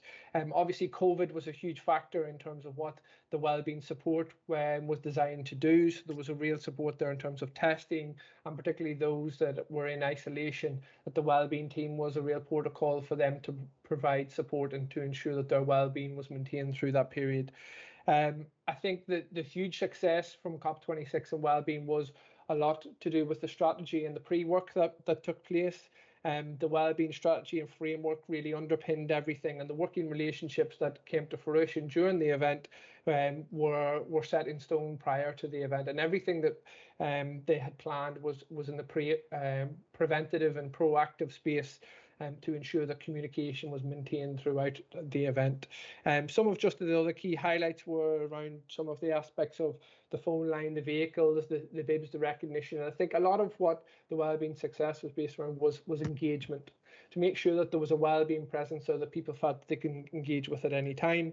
And a lot of the good practice has been picked up upon by OpUnity with the Commonwealth Games coming up and the MPOCC as well, which there's some meetings set up in line for them to share good practice. So we're really positive in terms of the wellbeing input to COP26 and what came through from that. In terms of other areas in wellbeing training and development is a huge focus for us, and probably does align with some of the previous questions around psychological factors, etc. Is that we want to be more in that preventative space rather than a reactive and kind of come up with maybe an issue that bears its head, that we want to be really placing our work and our attention in prevention. Training, learning and development is something that we have a real mental health and wellbeing focus at the moment with 2 key partners involved in that training. So we're trying to roll that out to as many people as possible, but we are also reviewing kind of our strategic focus around learning, training and development, something I can touch on in probably the next paper. In other areas, we have the TRIM, so the trauma risk management. We had the renewal of our licence, which will take us up to November 2022, a really integral part of what we deliver within wellbeing. And we have seen kind of an upward trend in terms of referrals, which is placing a good challenge on ourselves within wellbeing to make sure that we have the infrastructure in place to field those challenges and make sure we've got the right interventions in place. So we're really looking at recruitment in terms of coordinators and assessor roles, and make sure that we've got a really solid structure in terms of TRIM to give it the best chance to be a success as possible. Optima Health and their delivery in terms of EAP and occupational health, again, something that just came up as I came in. COVID has had a huge impact on that in terms of kind of key areas such as resourcing and ways of working. And there has been a change to kind of that face-to-face hasn't been able to take place in terms of appointments and consultations, etc. But the introduction of kind of video calls and bringing that technology to the fore has probably been one of the positives of this period of time. Within EAP and occupational health, EAP in particular, we can see that there was 496 officers and staff members that presented with issues.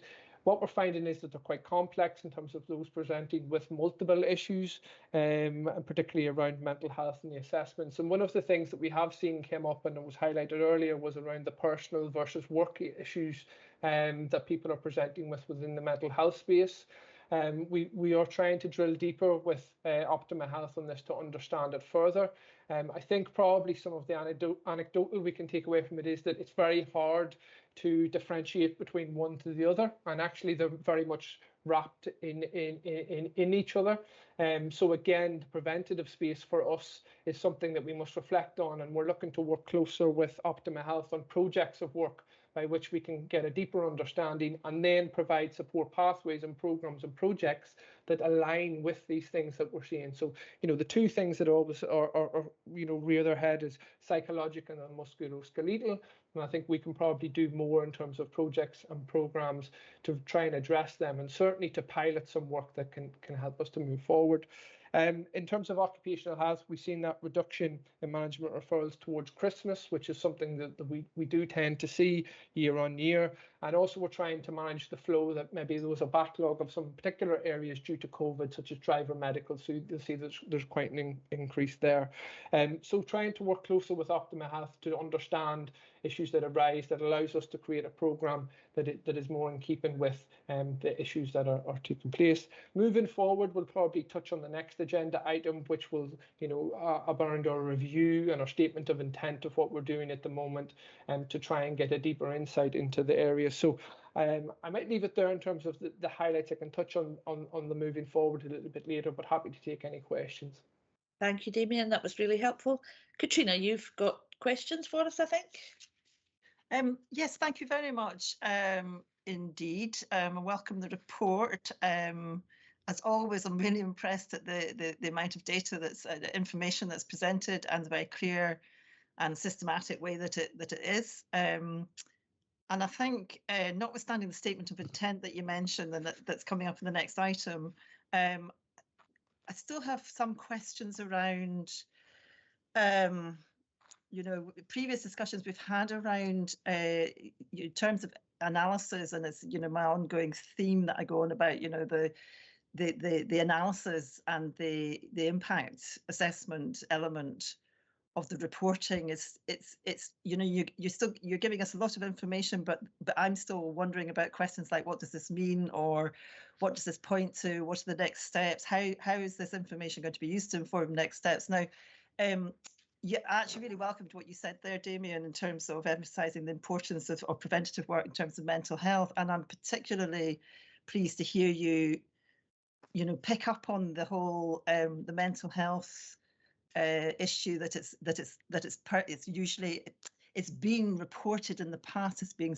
primarily around personal issues, but as you quite rightly identify, it's very difficult to separate those personal issues from the work context. And it certainly, when I read all, you know, that information previously, my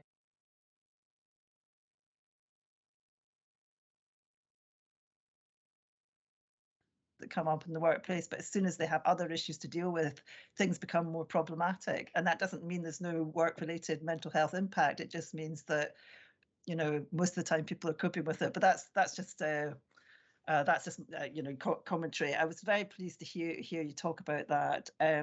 But one of the points that I had noted in the report was, for example, the COP26 and the wellbeing strategy. And it would be interesting to get a sense of how the success of the wellbeing strategy that you talked about is measured, and what learnings you've taken to inform future wellbeing strategies. So are there things from the COP26 strategy that can then be taken forward, even though that was a very specific situation? And yeah, I think that's really it. I mean, again, you know, do use the SPA resources to support any work going forward in terms of data design and so on. And I think that's it. Thank you very much. Thanks, Katrina. Damien, did you wish to respond to that? Yeah, I can just come back on a couple of those points. So I think, you know, as you quite rightly say around the data, we have lots of data, and I think you'll see this in the review. There's lots of different aspects of data that, and I think you've already referred to this, is why, is to get the understanding of why. So we just recently had our quarterly review meeting with Optima Health, and the challenge that we've placed on them is to understand and highlight that we need to know, you know, why are these issues. We need to know more in terms of our insights anecdotally of why, what's the reason behind these things, because the approach that we want to take moving forward in health and wellbeing is evidence informed. Everything that we do is supported by evidence, and we need to get deeper into the data. And one of the big aspects of this is looking at evaluation and impact, how we gather data, how we use data, and how we understand data. So that is very much going to be a focus of, and I think it's one of the themes already coming out in your evaluation and review of the programme in general, is it needs to be embedded in something that at any given time we understand, why are we seeing X, Y, or Z, and what are we doing about that? You know, so as I said, you know, if something does rear tail within the evidence, then that is a real focal point for us to go and trial something and try and not just accept, okay, well, that is something that is recurring, but we want to really build on that theme and to be able to develop a programme that is evidence informed. So that was just on that point. I don't know, Katrina, if you wanted to come back. Yeah, and just to be, you know, and I'll add to that, not just why, but what data are you collecting, and are you actually asking the questions that will feed into that understanding, and again, you know, are you ensuring that those you know, less visible, less often heard voices are actually, you know, being included in that the data that you are collecting? But yeah, no, that all sounds very positive. Thanks. Thank you. And then we have questions from Fiona, followed by Alistair. That's great, thanks. I've just a couple of, one themed one, and that was about the 87% app, and are we getting information through about that? I saw that Police Scotland signed up to the Royal Foundation in November, and wondered if you could say a bit more about that. And then what your thoughts, if you could help me understand, you know, are there critical issues around OC Health? What your thoughts are about? I'm not sure if you're saying, Damien, there are no face-to-face appointments, but you know what your thoughts are about that, and also when you'll get back to a balance of being up to speed. Yeah, so 87%, I just met with them just 2 weeks ago as part of the review, and they are preparing a report for us at the moment. It's going to come through, so we're trying to look at the evidence that we can glean from that. Again, I think the digital technologies is really important for us to really engage with those and to ensure that any of the data that we're collecting is being used to develop and grow the programme. So I'm engaging with 87% at the moment, and a report is being prepared for me to take that as part of the evaluation and review. In terms of the mental health commitments, we have engaged directly with Ian Thompson, who is seconded down to the Royal Foundation at the moment, and we're now looking at an action plan of how we implement the mental health commitments and standards. And again, that's part of the evaluation review, working very closely with our PPCW colleagues as well. And then in terms of occupational health, yes, there is no face-to-face at the moment due to the COVID restrictions, and actually one of the themes in the last meeting was around the phasing out and how are they going to be applied if we can relax any of the restrictions in place, because as we understand in the general community there is a loosening of restrictions, but within healthcare settings in particular, a lot of the restrictions are firmly in place. So we're working with them to understand in terms of that clinical aspect of things, how we can phase this return to what we would deem as kind of normal activity. But I think the future probably does look like kind of a hybrid model of consultation. No, so I absolutely understand about the hybrid model, and it probably suits both the individual and occupational health to have video conferencing. But I'm actually really surprised. I mean, I'm really surprised. You have always been able to get a face-to-face consultation with a GP if you've needed it. I mean, clearly the first port of call has been telephone or the near me, but I'm very surprised, and if you think your staff need to have a face-to-face appointment, I think you should be pressing the supplier for them to give you reasons. I mean, all of the restrictions are being lifted in 3 weeks, but you know, right across, whether it's been ED, general outpatient consultations, and I'm fairly confident other occupational health services are offering face-to-face. So I think it's for you to determine if it's a requirement or not for the staff. Thanks, Fiona, that's helpful. Alistair? Just building on what Fiona just mentioned there, going forward, I'm sure it will be a blended approach, and face-to-face has to be part of it. And as Fiona just explained, it has been, if really needed, within that wider healthcare. Has this been impacting on the timeliness of occupational health referrals? Because what we need is to support people, and we don't want a backlog. I think client waiting times is certainly something that our commercial manager, June, has been monitoring right throughout this period, and working really closely with Optima Health to ensure that we were on top of those. I think there was some challenges in terms of resourcing in some of the timings, but with our weekly meetings that we're now having with Optima Health, we're trying to ensure that and positively approach this in terms of making sure that they're all done in a timely fashion, and our client waiting times are in line with our SLAs. Yeah, that's that's really good to hear, Damien, and I look forward to seeing us returning to what the SLAs are. My question really though was, and I've asked this in other settings, so apologies. I understand that we've got a challenge around ill health retirals because there's a shortage nationally of suitably qualified consultants who were able to sign off, if that's the correct term, that people meet the criteria. Now, given that this is something that's affected so many pension schemes across the UK, what discussions are going on you know, because it's not going to be a short fix. You can't just create these highly qualified individuals. What other discussions are going on, you know, to help the situation? Because it's impactful on individuals, absolutely, and also impactful on the organisation. So what thoughts are being exercised? What's being explored at the moment? I think from our point of view, 100%, we recognise the challenges that the individuals involved. You know, it puts them in a very precarious position in terms of that process. As I say, we're now meeting with Optima Health on a weekly basis at the director level to try and press home the importance of this resource and for us to be able to provide as much resource within this area as possible.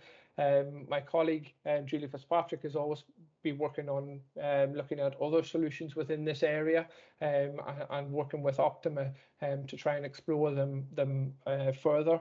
So it is very much of an importance to us. We're working with Optima Health to look and try and have those conversations to see what, you know, good practice in other areas, explore other options in terms of resource that has been utilised in other areas, but also looking to see, well, what is the longer term future of this? That is there some influencing that needs to be done in terms of the legislation, etc., in place around this?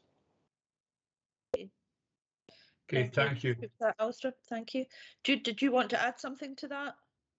Thanks, Chair. Yeah, just to add to what Damien says, we have managed to secure some additional selected medical practitioners to help unlock some of the backlog in ill health retirement assessments. There's still a significant backlog that needs to be pushed through. That there was a big delay during the pandemic, but we are very actively engaged at a senior level in this area. So just to provide some reassurance to you on that. Thank you. I think it's really important that we try and keep up pressure on them to meet the needs of the service. David Hamilton, you had your hand up as well.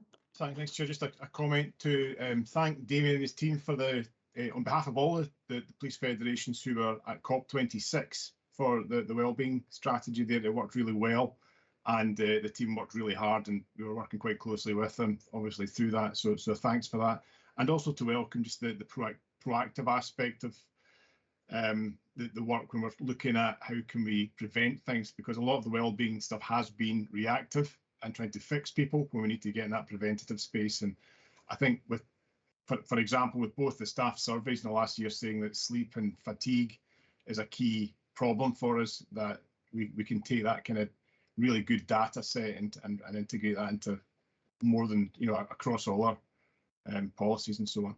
So thanks. Thanks, David. I thought David from Unison had his hand up as well, but I don't see him now, so move on. I think we echo your comments about the proactive nature of the work that we want to take forward, but also I think the success of the COP26 wellbeing work is really welcome. So thank you for those comments as well, David.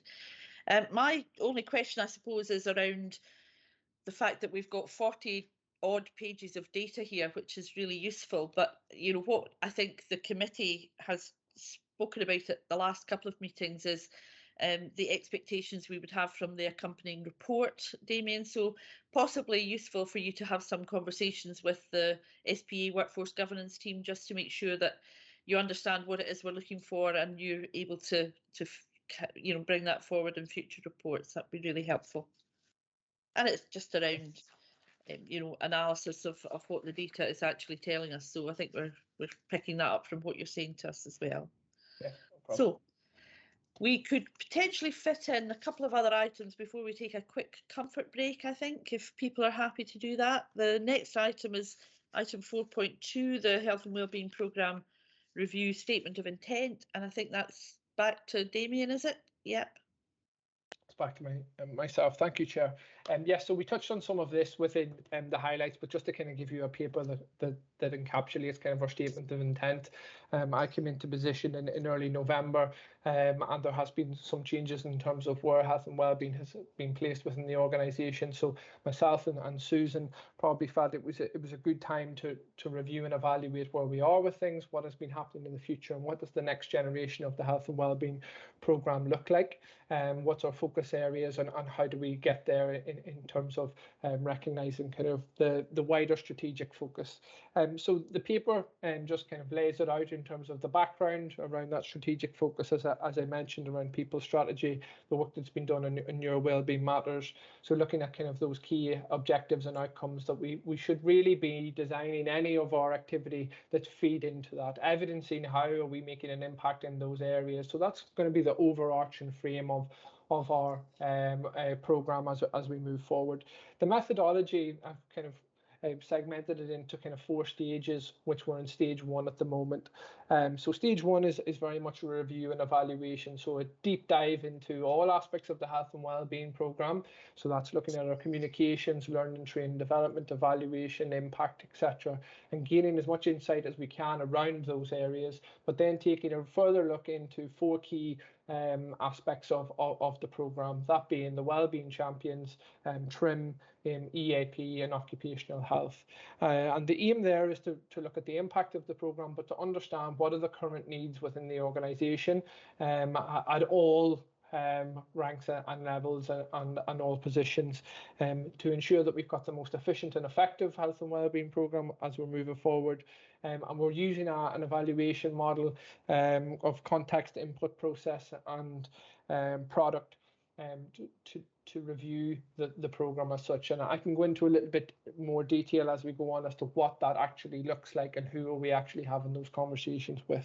Stage 2 will be to take that insight and prioritise programme options, to fully define health and wellbeing, a huge challenge. I think health and wellbeing means something different to pretty much everybody. They have their own sense of what it is, but for us as an organisation and health and wellbeing as a programme, what exactly are we focusing on?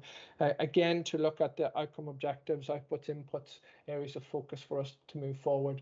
Stage 3 is around the action plan and work plan, and what does that look like over the period of 2 to 3 years. We're looking at the focus of this and the building blocks towards it.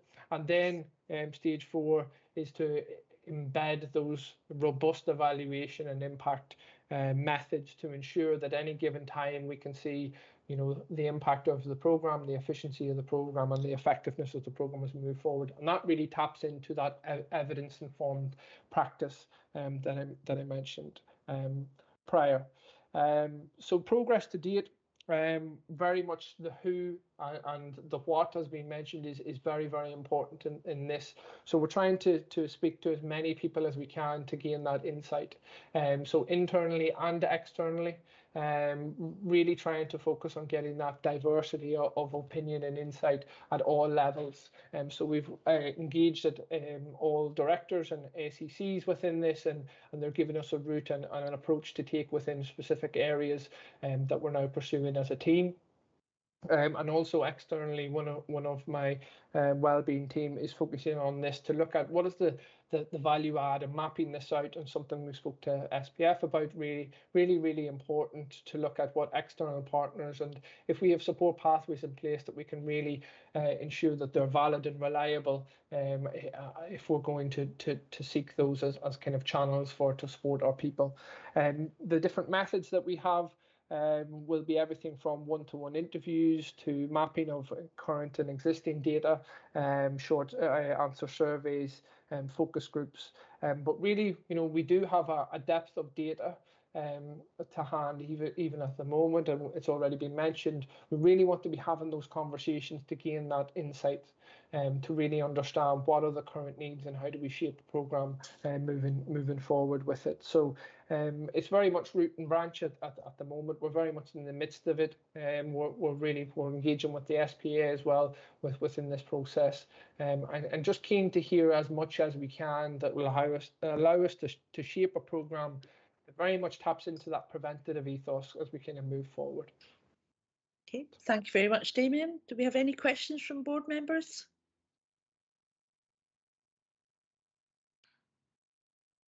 I think I particularly welcome the involvement of colleagues within the SPA on these on this development, Damien. I think even in things like literature review, etc., I'm sure rather than everybody reading everything, you could share that. Sorry, I've now got people coming forward, so I'm just filling the space there. I didn't see who put their hand up first, so we'll do ladies first. Fiona. Thanks, Chair. Thanks, Damien. In terms of 2 or 3 sentences, what are you expecting this work to? What impact will it have on the workforce? This will allow us to have a next generation of a health and wellbeing programme that really addresses the issues and needs that the people are experiencing day to day. If I could sum it up in one sentence, whether that's support pathways, whether that's projects that we have, or whether that's information that they have accessible through internet, etc., is that we want to be as close to that understanding of what individual needs are with our health and wellbeing programme as possible. So would it be too bold to say that staff will report experiencing less psychological trauma? They'll talk about an environment where they can flourish.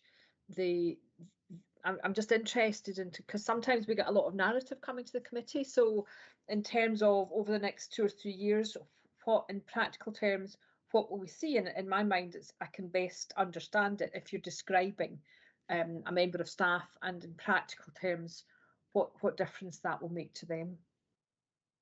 So I think in practical terms, I think if I just take one specific area, say learning, training and development, for example, and kind of the insights that we have there, what we're looking at is the life course of a police officer and staff member. And at specific moments within that lifespan, we have either support packages, or we have support mechanisms, whether that's through training, that specifically will help them to develop resilience, coping mechanisms, etc. So they will feel, because I think that the engagement within this is crucial, that they will feel more aligned with what we're producing in terms of our health and wellbeing programme. Thank you. Okay, thank you, Fiona. Jude, did you want to come in on that point? It was really on that point, Chair, if I may, to Fiona's question. We invest a lot of money every year in occupational health provision, and it's absolutely right that we do so. What we want to do is make sure that the investment we're making is targeting to make people's health and well-being better in the organisation, reduce absence, increase the levels of well-being, deal with issues such as ill health retirements, injury and duty awards more quickly than we can currently do so. But also that we would be looking to see how the staff survey and engagement with our staff improves and increases as a consequence of the investment that we make. So those are some of the, and as Damien was saying, some of the work that the evaluation and review will do is actually produce really strong, important metrics that help to demonstrate the return on the investment that we're making over the course of the next few years. Mary, can I just come back? Yes. I think I'm interested in, I guess, the organisational risk factors that are impacting on well-being and how we see that being tackled. So, for instance, if and I don't have any sense that this is what your intention is, but in terms of say the re-rostered rest days and increased sickness absence, that clearly has a detrimental impact on well-being of staff. So how would you be intending to look at the organisational risk factors and deal and manage with them so that we can create that organisational culture where staff can flourish? I'll just come in on that. Yeah, so I think with all of those, we need to, that's why we want to do this process, is to understand exactly the impact that those particular areas and those risks are having. So if we can understand that and have a depth of understanding around that, we can develop programs and projects and support pathways that will allow people to be, improve their well-being and to have a direct impact on those metrics as you've just outlined. So we want to understand that well-being risk, and really I think that's probably one of the things around culture, is that it's the well-being risk, and I think we're looking at that a little bit more in depth, particularly around the mental health commitments and standards that they talk about, well-being impact assessments, or whether that's on process, positions, or policies that we have in place, is to look at that as a kind of a cultural shift. That's great. Thanks, Damien. Thanks, Chair. Thank you. Katrina? Yeah, I think my questions are really very similar to Fiona's, which is around the health and wellbeing programme evaluation and review will measure the impact of the overall health and wellbeing programme against its objectives, and I suppose it was just some clarity around the objectives. But I also see you are saying you still need, part of the review is about identifying and understanding current needs, problems, and issues. So what you're really telling us is that is still work in progress. In terms of saying, well, these are the needs, and therefore this is what we need to aim for. So I think my questions in general are they are kind of coming out of this discussion, or the answers to them are sort of coming out of this discussion. I mean, I have a note here about the Health and Safety at Work Act. Doesn't distinguish between physical and psychological well-being. So I suppose another question I have is about how you really ensure that all aspects of this work are kind of meshed together. How are you going to make sure that health and safety also considers issues around psychological impact? And again, I've got an issue down here. I've got a note down here about risk factors. So I think Fiona kind of asked that question. I did kind of wonder when I was reading the paper, I was going, so where's the EDI impact here? But of course that's in the, or implications rather than impact, but you have that under 9.1, so it must be a key consideration throughout not only the health and wellbeing review process, but also in the development and implementation of the next generation of the health and wellbeing programme. So EQHRIAs will be completed for each aspect of the programme. I think, again, I would quite like to see maybe going forwards a little more detail actually articulated around some of these things. I don't know if I'm putting this well enough. I don't know if any of my colleagues want to help me out here, but yeah, I hope that makes sense. Yeah, I think it's really vitally important that we work with colleagues in other areas, and with any strategic focus that we try and interlink them. And I think that's where we want to have a that framework or operational plan that everything feeds into that, so that we can take a real strategic approach, and we recognise other areas and the impact that we can have. And wellbeing has got a huge place within health and safety and the work in the EDI, and we're working closely with those colleagues, but maybe strategically and on paper we need to capture that better, and that's what we'll be aiming to do, so that we can map out, it's not dotted line, it's solid line in terms of the impacts there. Thank you. I mean, and again, I think there's an issue around data collection and ensuring that meaningful engagement with, people like the staff associations, the stakeholders, the internal and external stakeholders, and what questions are you actually asking? How are you eliciting that really important information that will allow you to drive, real change to support everyone in the future. So, yeah, thank you. Thank you, Katrina.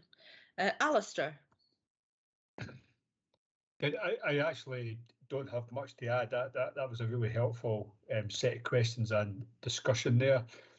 But I'd like to say that first of all, I think this is really timely, and I welcome it.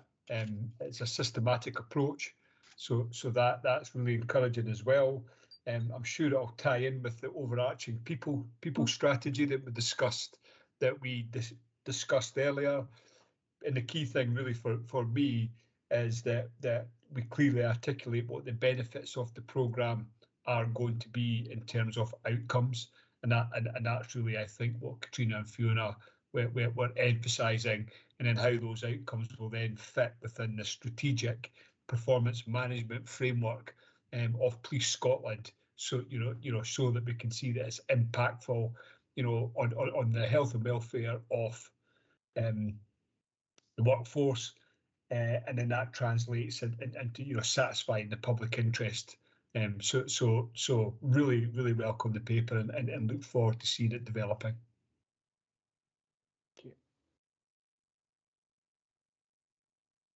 Sorry, everything's going on. Somebody keeps ringing my doorbell.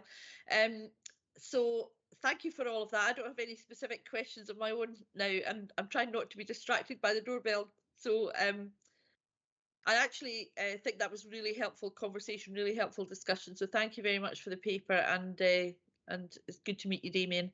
We probably could take a short comfort break now. Not just because there's somebody battering my door down, but just because it would be quite helpful, I think. And I was going to suggest that we reconvene with item 8, which is the report from DCO Page on strategic workforce planning. I know the DCO has another meeting this afternoon that he would need to go for. So if you don't mind, I'll bring that forward on the agenda, and then we'll take the rest of the agenda after that. Now it's now exactly 3 o'clock. If we just take 10 minutes, is everybody comfortable with that? Okay, see you at 3:10. Thank you very much.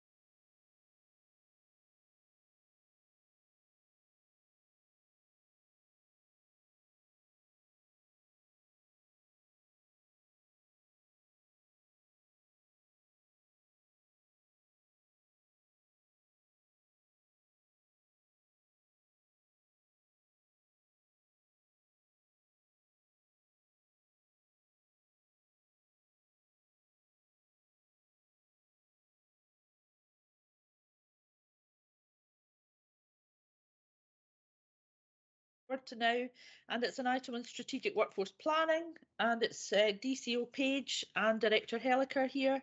So I'm handing over, I think, in the first instance to you, David.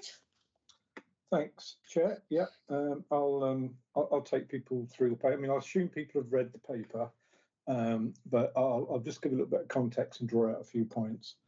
We provided an update in November to the People Committee. That was principally around the work streams. This update is very much focused on the planning process. Obviously, the SWP was a point in time. Strategic workforce planning is, as it says in the name, planning. It's an ongoing process. And we're just coming up to the first refresh, if you like, of the SWP. So the background is self-evident. I mean, everyone's aware of that. 1.4, paragraph 1.4 in the paper, what I've emphasised there is in this cycle, what we'll be looking at is being more explicit around what we can do within budget and what we can do outside of the budget. Last time it was sort of blended a bit more in terms of the overall ask, but we want to be a little bit more explicit around what, given the budget that policing has currently, what we could do with that budget currently. Moving on in terms of the detail, talked a couple of kind of points about what we're trying to do. As I said, what we're doing is reshaping the SWP in light of a year's worth of experience, in light of fresher, more current demand data, risk data, more operational experience of what's going on. Any changes in terms of our strategy and plans obviously feed into this as well. And what we're looking to do obviously is also try and as we go kind of through the years of using the SWP as a baseline for us, is get the SWP more embedded fully into the organisation as a core part of our business as usual. It needs to be that thread that runs through everything that we adjust as we go through each cycle of time. 2.4, I talk about benefit delivery there. The transformation programme is really important in terms of delivering benefits that give us the opportunity within the workforce to flex it. If we have benefits being delivered that allow us to not rely on FTEs as much in one area, that frees them up to move into another area. A big difference from where we were 3-4 years ago with benefit delivery, which linked into how we calculated benefit delivery, which is all about FTE production as a platform to looking to reduce police officer numbers to try and get to a balanced budget. We're no longer in that place now because of, obviously, we've had the structural deficit both recognised and addressed. But what's really important now is that benefit delivery is very transparently captured. And as I've said there, we don't just absorb it where it lands. We capture it and ensure that it can be deployed in the places it needs to be, given all the evidence that we've got going forward. So we need to make sure that that benefit delivery is captured clearly and is linked closely into the SWP and the wider process going forwards for where we need additional people. And that's managed through the organisational design and development group. Governance 2.5, there's a diagram there. I'll just touch on that for a second. Members will have heard us talk about the ODDG, the DDRB, ODB. This is just explaining it a little bit more fully. The SWP is the starting point for it. That's how we do. We should manage our resources within the organisation. Above that, there's two governance structures. The organisational delivery board, which DCC Kerr and DCC Graham chair on an ongoing basis. That basically is our what's going on a tactical basis. Do they need to move resources across the force somewhere to deal with an issue?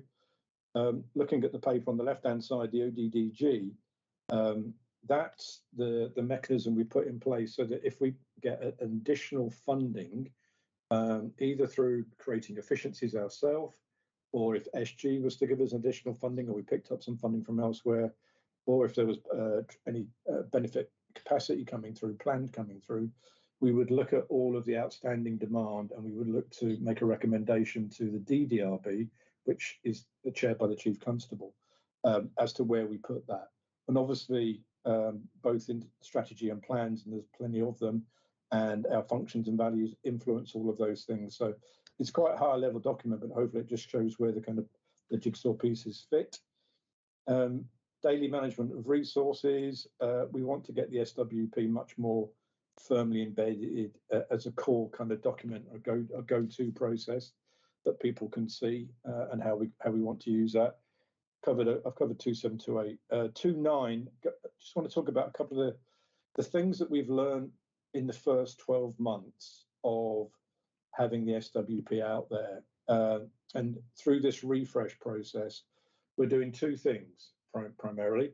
The first thing is we're a year on, so it's what's the fresh demand data, what's the fresh risk data, what's the new input from the local experience on the ground. But secondly, we've seen a year's worth of, is it working as well as it could do? And if it isn't, where do we need to improve in those areas? So a couple of points we're looking to make on this refresh. First one there, bottom up, top down alignment. What do I mean by that? We were very bottom up last time round. And what we're trying to do this time round is keep with the bottom up input from the divisional commanders, operational support commanders, but also make sure at that early stage that we do capture that top down direction that's coming from people like DCC Co, local policing improvement plans, so that we don't create a disconnect. People are actually building their bottom up plans with what the whole service is looking to do. So we're going to close the gap there, if you like. Demand and risk, the next two bullets, as I've said, it's making sure that we've got better data now. We've got fresher data. We want to make sure it's utilised, the quality is good, and we want to make sure that people understand how to use it. One of the things that HMICS picked us up on last time round was some people, especially if they weren't kind of embedded in that DPU world, weren't too sure about the language, weren't too sure how to use it. So part of the exercise here is going to make sure that people really understand the data that we have available and how they can use it. And I think that'll be quite powerful for them. Transformation capability, I've touched on that already about making sure that benefit delivery links into the future deployment of resources. Data confidence, that's really important. The DDICT, which we published 3 years ago, had a £300 million ask in it. As members will be aware, we never got close to £300 million. Data drives digital, we've not got to the numbers we need. So there's still an awful lot of outstanding issues about our data and how our data feeds into the systems. One of the issues with that is if people go into systems and look at the data, and the data tells them, for example, I've got 100 FTE available, but their experience on the ground is, no, that's rubbish, I've got 80 available, then they're going to stop trusting core systems and they'll start bespoking their own and doing their own. And it's really important that we address that as an issue so people start to trust the systems. If they don't, you end up with a disconnected and a fragmented system where, if you like, at the top of the system, you think there's one thing going on, at the bottom of the system, other people have got another thing going on. So there's definitely issues in that space, and we definitely want to address them. Future modelling is important in the sense of once we get our SWP processes working really well, what the SWP should provide us with a platform to do is to do scenario modelling. From my background, you do financial modelling all the way. What happens if interest rates are 5% bigger or 5%? What would it mean to my fuel charges and stuff like this? This is exactly what we should be doing here. So we don't do it at the moment, but we do need to do it. And the DPU are working on that at the moment. What we do want to do is understand when we do start to do scenario modelling, what the effect would mean on our operational service delivery, what the effect would be on our partners, what the effect would be on our cost base. So we're looking to develop that over the next year, 18 months. New resource bids. One of the things that evolved post the SWP being published over a year ago was having governance mechanisms to deal with new resource bids coming through. And that's how the ODDG and the DDRB chaired by the Chief Constable came into being. So what we're trying to do now is make sure that when new resource bids come into the organisation, that they do come in from the SWP as the starting point. What we saw during the last year was there was new bids coming in and they were disconnected from the original SWP work. So again, I think that just reflects the maturity of the process. So again, it's just a case of maturing this and making it work better. Communication I've touched on, in the sense that people involved in the process have to understand the terminology. They have to understand what tools, what data they're going to be given, and how best to use them. It is a new process. It's new for those of us who have actually been in it since the kind of start of this process. But when you've got brand new divisional commanders and other leaders in the organisation stepping into leadership positions where they've never had to get involved in this type of planning, and they've never come across SWP or the associated terminology, it's really important we take the time to explain to them carefully so they know what's going on, they know how to use the tools. So we'll do a lot about that. And finally, the national work streams. One of the things that we do need to do with the national work streams is see some real benefit being plugged in. So there was an update before Christmas on that in a bit more detail. I would be looking to give more of an update at a future SWP about trying to see benefit coming through and having a real effect. And I think that's all I'd say. There's a very quick whiz through there, Chair, but hopefully that shows the direction of travel and what we're trying to do in this kind of ongoing process. Okay, thank you. Thank you very much, David. Jude, did you want to add anything? No, I've nothing further to add to what DCO has raised. Chair, thank you. Thank you very much. Do any committee members have any questions or comments on that? Fiona. I mean, I probably, David, just need to bide my time and wait and see what comes forward. It would be helpful, and I know I should know, but I've forgotten, if you could remind me of what the 8 work streams are. And then I've got 2 or 3 questions. At the demand management seminar we had, it was really interesting, but what I'm interested in is in terms of workload measurement. So is it your intention that you will look at, for instance, a community and calculate what you would normally need on a shift by shift basis, so that you would be able to do that for resource deployment? Because I think I'm right in thinking that the resource deployment across Police Scotland is quite similar to what it was in the legacy forces. That may well be because that's correct. So in terms of workload management measurement, is it your intention to do that? And also in terms of skills, so whether it's cyber or finance crime, is it, what steps are you taking in terms of skills management and actually maybe needing a completely different workforce for a section of work as we go through the next decade? Thanks, Fiona. Thanks, Fiona. The 8 work streams, I don't know actually in front of me. I'll try and remember off the top of my head, but Peter, I'm sure, can shout them out. We've got rank ratio. Actually, I'm just going to ask Peter to do it. Otherwise, I'm probably going to. We weren't going to start counting them off in my head. Peter, don't let me down.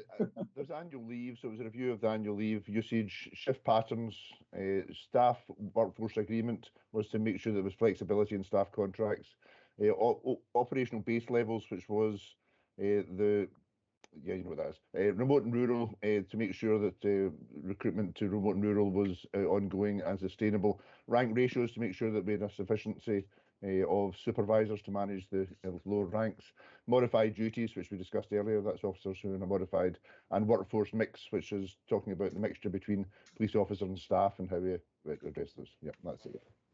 Thanks, Peter. Thanks, Peter. You talked about the building the plan from the kind of communities up. That's definitely a part of it. That's very much driven by local divisional commanders. So there are very different challenges in terms of remote and rural versus city centre. So there isn't a one size fits all here, but that's why there's a bottom up part of the process here, which is driven by the local divisional commander, by their operational support commanders. So that is very much plugged into it, and what the local communities need, what the local policing and what the LOIP plans are as well. The fact that the third point you made was about are we looking at developing different skills and potentially different workforce around things like cyber? Well, absolutely. But again, that's going to be a process. I mean, we're looking at cyber at the moment. one of the things that we're conscious of is the difficulty of recruiting into public sector when there's an awful lot of private sector pressure in the same space. The way that we're probably going to go there, which we've been looking at, is grow our own effectively, and get into universities, get people early to try and come across, and then start to use them as a kind of sowing the seeds, if you like, of what will be a future force with a little bit more stickability. It will help because of if people develop their cyber skills in Police Scotland, then hopefully that'll be a really good accreditation for them. I mean, again, kind of talking about what we've been thinking about, maybe a bit like the RAF, where if you get trained to be a pilot, you're expected to serve for a number of years. If we train you to be a cyber specialist in Police Scotland, we expect you to serve for a number of years, but after that you've got the badge. So that grow your own is definitely one of the things that we're looking to do in the longer term. We've got quite a lot going on with the apprenticeship scheme at the moment, so we will be looking at a variety of different ways to do that. Hopefully that answers your 3 points, Fiona. Yes, thanks very much indeed, David. Thanks, Chair. Thank you. Katrina?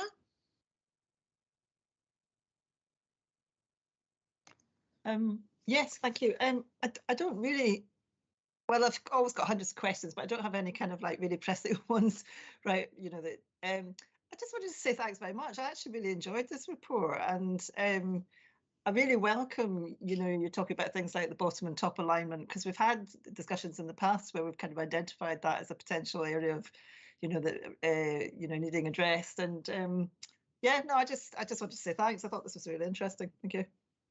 Thank you very much. David, did you have a comment to make? Just a comment, Chair. I think welcoming the approach, I think it's an interesting and actually quite fresh approach to the plan.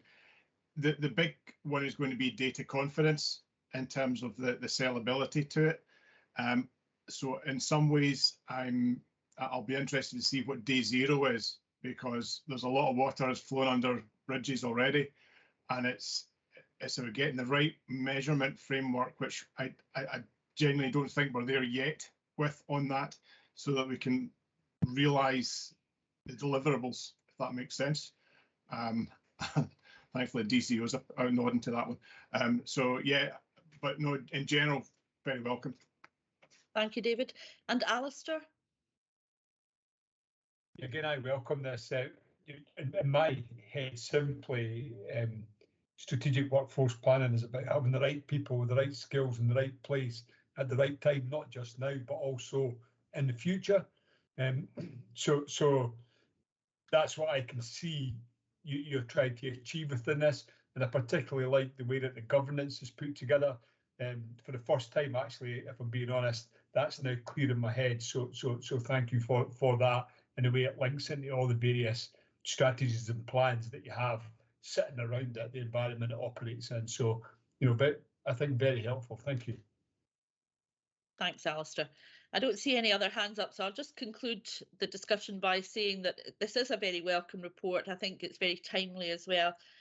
I think it's really difficult to overstate the importance of good strategic workforce planning in terms of service delivery, excellence in service delivery, in terms of value for money, in terms of best value. All of these things depend to a great extent on being able to do good workforce planning.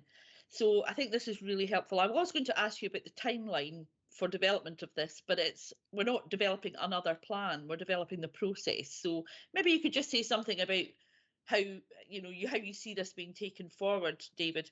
And also my refrain for the day has been around the scope for SPA officials to become involved in this as well, because I think there's good experience at the table there. Thanks, Chair. On the timeline, we were looking to start the refresh process in April, and I think Peter looking for a kind of nodding gesture of support there. What we'll be doing is focusing very much at the moment on the kind of rollout and the communication messages, as we go into March. So by the time we get into April, we'll kick off that process. I'd be looking to get a timeline, like a straw man timeline, out by April, because obviously what the guys I've got Tom McMahon and the chief super is running DPU, Scott McCarran, Fiona Miller from the enterprise risk side, the SWP team with Peter and Jen all working together to go, what did we do last time? How can we make it better? What's the lessons we need to learn?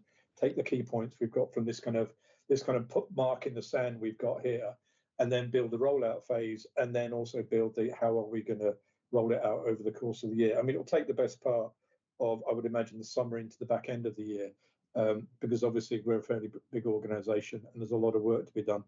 I think David Hamilton's point about data is absolutely right. What we can't keep doing is make a massive effort to get to a point in time and then kind of publish a plan or publish a refreshed, reshaped plan, and then everyone knows the data drifts away from reality. So it's really important that we kind of address that data thing in parallel to that and keep bringing it closer and closer together. So that will be another part of the timeline, not just refreshing the SWP itself, but also looking at how do we improve all those things around it, which go to building confidence and embedding it and using it. In terms of linking with the SBA, absolutely. We'll make sure that in terms of the process side, that Peter and the guys link in with Darren. There's already been an offer of help from there, which we say thank you very much for. And Peter will link in with Darren to keep him plugged into the process as we're developing it. So it won't be a kind of, this is what we've done, what do you think of it? They'll have a voice as we go through that, as I'm sure Peter will be engaged with others. So again, hopefully, Chair, that addresses those questions. Yes, thank you. Thanks very much. I think we're finished with this item then. Thank you very much, David, for that. Our next item is number 5, and it's an oral update on smarter working. Is that? Thank you, Chair. I think that's me. And I'm just going to give a short verbal update on it. And I know Nikki Page is also on the call if there are any other additional points that need to be raised on this. Members will know that we have developed a smarter working set of principles over the course of the last 2 years during the pandemic. And we were very conscious that with the Scottish Government guidelines changing later on in the spring, that we would have to respond effectively and ensure that we just didn't have a complete influx of people going back into the workplace, because absence does remain precariously high. And as I mentioned earlier, we are still getting outbreaks across the board, although most of them are home-related outbreaks rather than workplace outbreaks as a general rule. So what we have proposed is a hybrid approach that we would introduce from the 1st of April, which would introduce a more flexible way of working, which is building on the positive feedback that we've received from people during the pandemic.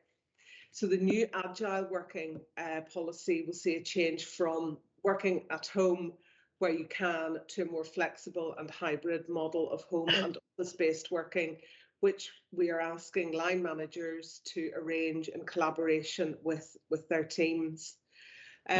We are not expecting large numbers of people to return to the workplace from the 1st of April, but it's envisaged that this will be an incremental change commencing from the 1st of April. And will have to be guided by Scottish Government's policy around physical distancing in the workplace. So, for example, we are still managing the physical distancing for training purposes. So we need to make sure that we are still having a safe working environment for people. We believe that we need a cautious approach to this because of the continued prevalence of COVID across not just the organisation, but within our communities. And the hybrid approach will allow line managers to work with officers and staff where rules permit to agree an arrangement that balances well-being and the needs of the organisation. We don't envisage that people would be working permanently from home, and nor do we expect flexible work plans to determine when people work from home or not work from home. This change is confirming a new approach to the way we work as an organisation rather than where we work. And we will keep this arrangement under constant review. So what we are asking managers to do, and we will be sending out guidelines later this week, to start to have conversations with their teams about the preferred and optimal way of working, not purely for the individuals, but for the office, for the team, and ensuring that balance is kept under review. We are also asking managers to review the availability of ICT equipment, furniture and office supplies, where people have had to perhaps take laptops home to work from home during the last couple of years. And we also are asking our managers to ensure that people don't start migrating back into offices in large numbers. We want the blended approach to allow us to continue to keep numbers low in the workplace as we move through the new approach, which will also allow time for Scottish Government to confirm their position around the requirements to physically distance in the workplace. So clearly, given the nature of policing, it's not possible for every officer or member of staff to work from home. This option must be specific to the role and not the individual. And this is a fairly major step as we shape our way of working following the pandemic. And we are providing all of the managers and staff later on this week with a hybrid working set of guidelines so that people understand what the practical issues associated with this are. So that's all I was going to say on this, Chair. This is happening in a fairly dynamic way. We had a meeting, or we had a discussion this morning after our operational review meeting, and we will issue some guidance later on this week with comms going out to everybody. Thank you, Jude. Just before I open it up, can I just check that the staff associations and unions have been involved in the consultations on this? Yes, all of the staff associations and unions have been consulted along the way. Chair, this is, rather than going into a formal policy statement, this is a hybrid approach to just manage the continued high levels of outbreak and absence that we are currently experiencing. Okay, thank you very much. Do I have any questions from board members? Fiona. Thanks, Chair, and thanks for that, Jude. I'm interested in the longer term ambition and wonder if there's something about keeping people safe, clearly, but I'm wondering if there are overall aims or outcomes that you would want to achieve from this hybrid working. And I think it's probably something that all of society is going to struggle with, but the benefits and the disbenefits, I'm wondering if you've thought that through yet as to what you would be aiming for. So I think what we're hoping for is a continuation of the hybrid approach, where we do see some, so for example, some meetings, there is real benefit of getting people around a table physically and having that opportunity to engage, because I think for all sorts of reasons, quality of the debate, people's own ability to interact, particularly where you've got new people starting the organisation, and for people's own health and well-being, that constant separation can have significant health disbenefits. Equally, we want to be able to provide the flexibility that the working from home has led, where people can be available to operate in a much more flexible way. And I know that I've got colleagues who have perhaps been isolated because geographically, who are being able now to engage far more effectively because they perhaps work in an island community. So I think we've got to try and retain the good muscle memory from the last 2 years, build that in, but ensure that the policies that we develop aren't too rigid or inflexible, which then goes against the whole opportunity to provide that flexibility that we've been able to gain. No, absolutely, and I think, as you say, that the muscle memory is a nice way to put it. A lot of some people with a disability have said all of a sudden there have been real employment opportunities opened up to them. So from an EDI point of view itself, never mind saving space, cost benefits, as well as wellbeing benefits, you know, there are real opportunities for improvement, and I look forward to seeing how it progresses. Thanks, Jude. Thanks, Chair. Thank you. Anybody else want to say anything on this? No. Well, thank you very much, and thanks for the update, Jude. We'll hear how it goes, I'm sure.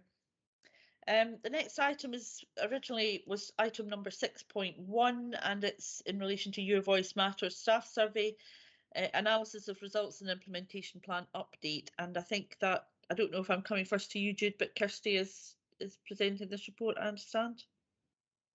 Over to you, Kirsty. Right, sorry, I was pausing there, Chair, just to see if my director wanted to say anything, but no, happy to go forward. Thank you very much, members, for flexing the agenda as well. I appreciate that.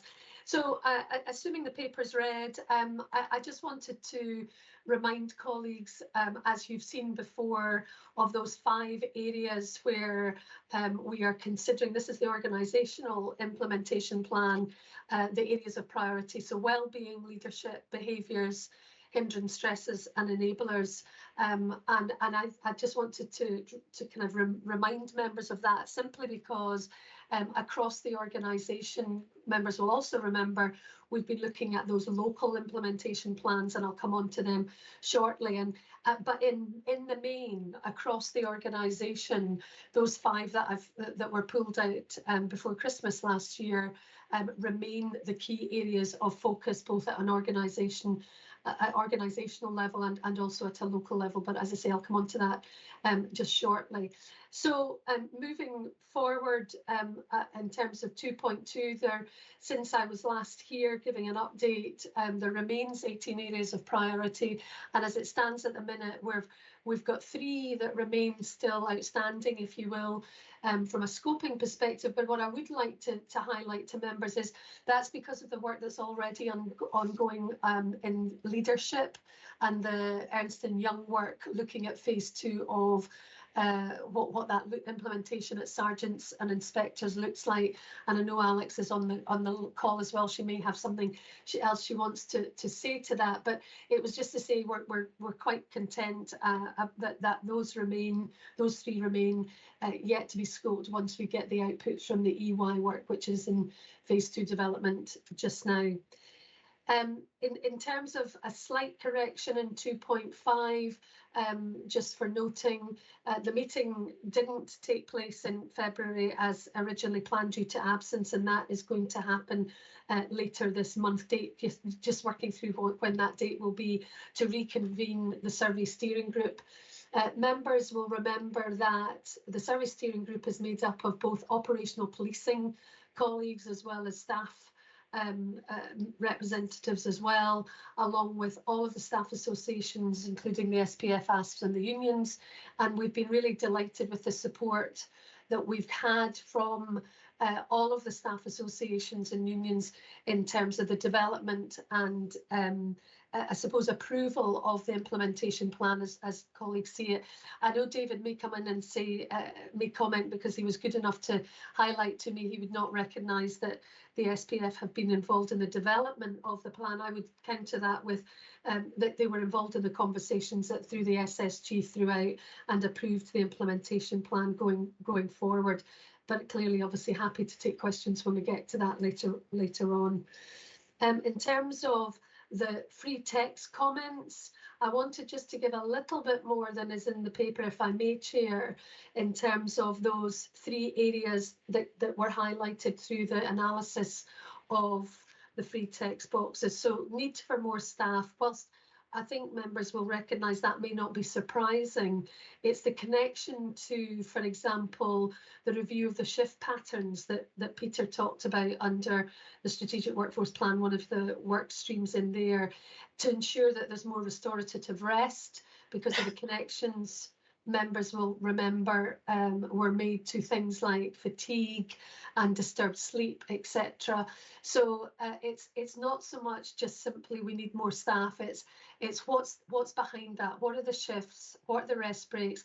And also work that we're doing in local policing specifically at the minute is looking at the balance of the number of probationers that are on any one individual shift, and that mixture of experience and sharing the workload. So that's kind of the further definition under the need for more staff.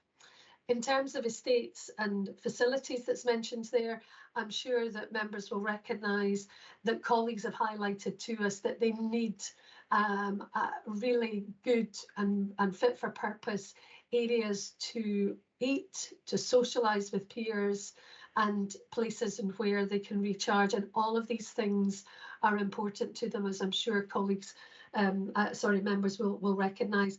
The estates team are working with us to prioritise where those might be, and I'll come on to that in just a slight moment when I just give you a bit of an update shortly on It's the Little Things, which as members will be aware, we launched earlier in this calendar year. Finally, on bureaucracy, in terms of the details behind that for members, what that means is that we need to look at reviewing of our processes, looking at where possible we can take away administration duties. That's particularly highlighted at the sergeant rank, where they have this ongoing, if you like, balancing act of doing the administration that's required as well as doing the people management aspects of their role. So those are the two that were particularly highlighted, but really looking to us as an organisation where we can streamline, where we can join up end-to-end process, and where possible invest and automate to reduce the ongoing administrative burden and then the stress that causes in some areas. And an overall position of, which again members I'm sure will not be surprised about, but creating time for inclusion in terms of decision making. So that's the more, if you like, more detail that I know colleagues were looking and members were looking for more up-to-date information on. If I can move forward now in terms of incivility, members specifically the last time I was here asked for the breakdown and the detail behind that, and the paper gives that detail by division and by area, by national division as well. I'd like to reassure in some respects, I'd like to reassure members that there are no outliers. There's no one area that is significantly better, or should, dare I say, less well, as Les Graham would say.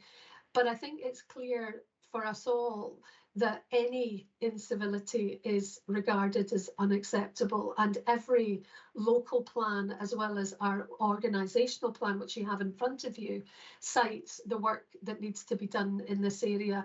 And what I've included in here are the two of the lower scoring divisions and their commitments in detail as to what they intend to do. I think it's important that to provide that assurance to you that it is not the fact that the score is less worse than England and Wales. We're not complacent about, and we're not sitting on our laurels about. There is action, and I was at a meeting this morning on this matter with DCC Taylor's team as much as other areas of the business that I've been to. So in terms of, I said I would come back to It's the Little Things campaign. I realise I've just jumped ahead of myself, so forgive me, colleagues and members, but in terms of today was the deadline for commanders and heads of service to come back to us with their priority areas of where they want to spend. Members will perhaps remember there was £100,000 allocated in the budget. Because of the results of the Your Voice Matters survey, hindrance stresses was given as an area of focus. And I'd like to think that by the time, if members wish to me to come back and provide an update, then I'll be able to give more detail on exactly the outcome of that. Sorry. Oh, yeah, so something weird. Sorry okay. about that. I'll carry on, Chair, if that's okay. Please. So it was just to provide that that assurance that if members required, I can certainly do that the next time the next time I come back to the board. So the comms information is in there, and we continue to work with our comms colleagues, and the next trigger will be this week into next week when we get a handle on the It's Little Things. We'll do a joint communication across the organisation using our usual cascade methods as well on updates on implementation plans as well as It's the Little Things. The information I'd want to pull out of the next steps specifically, and I'm conscious that because of the timing of the paper that needed to be submitted, this is a little bit out of date, Chair, so forgive me by going into a bit more detail, but I just wanted to provide an update that we held a meeting on the 27th of January as trailed in the paper with Professor Duxbury from Carleton University, who the SPF had used as a partner to look at work that they had undertaken over the last 3.5 years, along with Professor Graham from Durham University Business School, who were our partners in Your Voice Matters. Strategy and Insight colleagues attended. I was there, and it was chaired by ACC Hawkins. The conversation that carried on in that meeting was really of a high calibre, I would suggest, and David was there too. I'm sure he might want to add to this, but it was clear that there were more areas of commonality than there were in terms of difference between both sets of academics' work.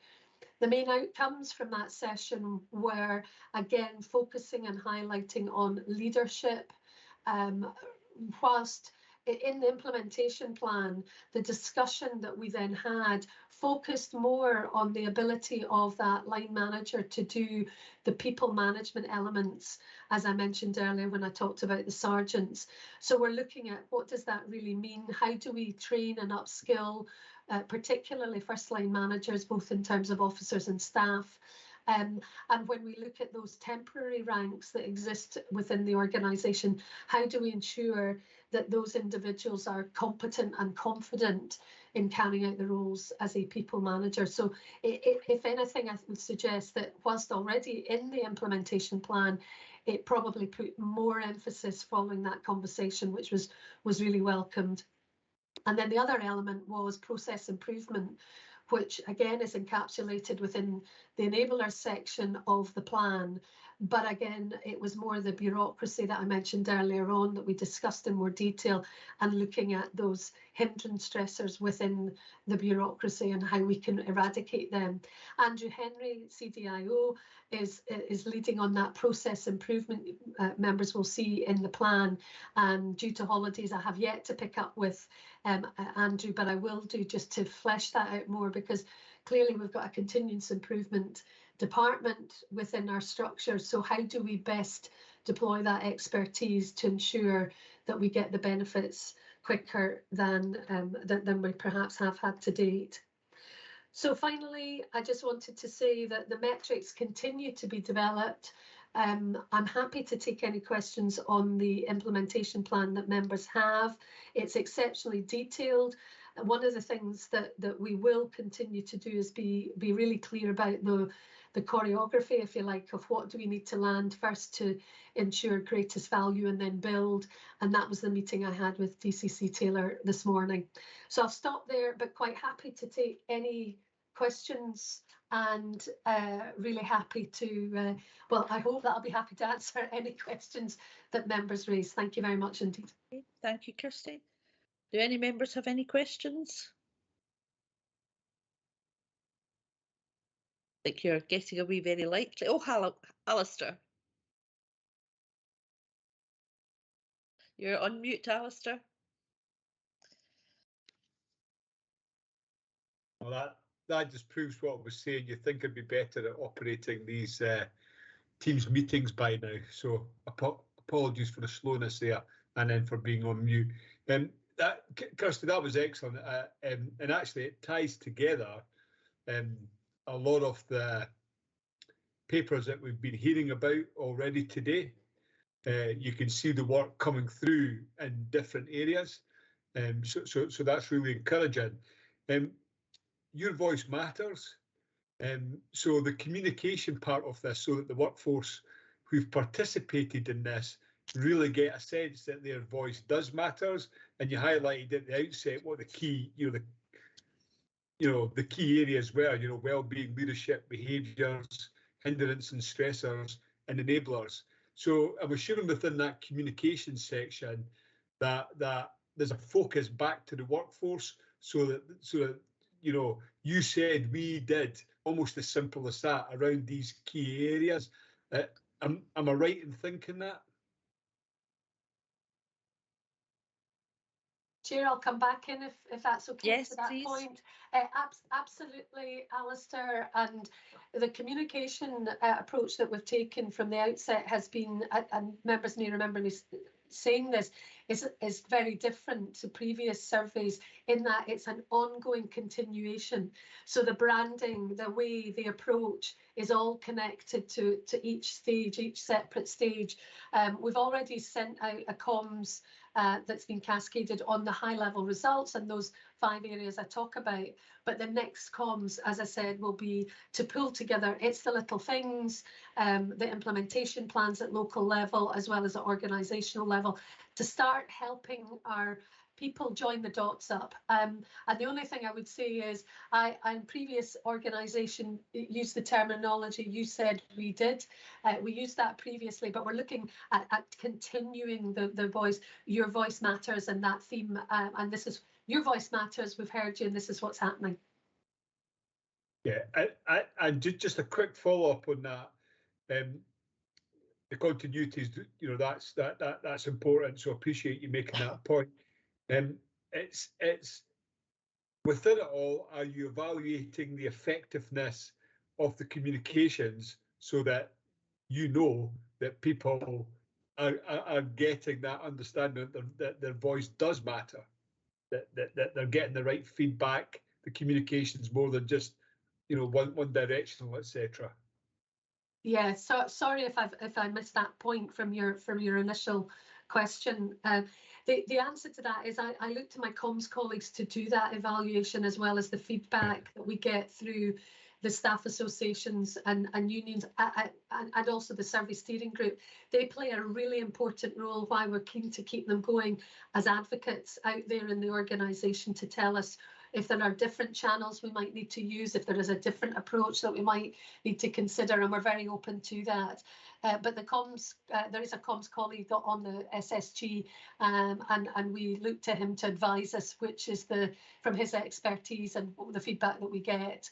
Because it's not just as simple, I think, as looking at the hits on an intranet site, Alistair. So we have to be far more, I think, sophisticated than that. So look to the comms colleagues to do that. Yeah, thank you for that, Kirsty. I look forward to this developing further. Thank you, Chair. Thank you, Alistair. Katrina. Yes, thanks. Kirsty, well, as Alistair has said, I think this is really welcome, really interesting. It dovetails very well with the earlier discussions we've had. There are aspects of it I really, the target investment to first and second line managers, this seems to me like such an important thing. I mean, the Your Voice Matters survey did show that, not surprisingly, it is the kind of like lower middle management, if you like, that kind of have less quality of life in work terms. It's not surprising. I mean, it's been found in another context, like the Whitehall studies, which showed the same in the civil service. So it was the lower line managers that had the hardest time of all. So that's really, really welcome. I also obviously really welcome the work on the misogyny and the sexism and all the rest of it. And I know if general discrimination is mentioned in passing. I just wanted to kind of raise again the issue around the less heard voices, if you like, because the Your Voice Matters survey did kind of show that in terms of incivility or that kind of experience at work, it was the people with protected characteristics that tended to report more highly on these things.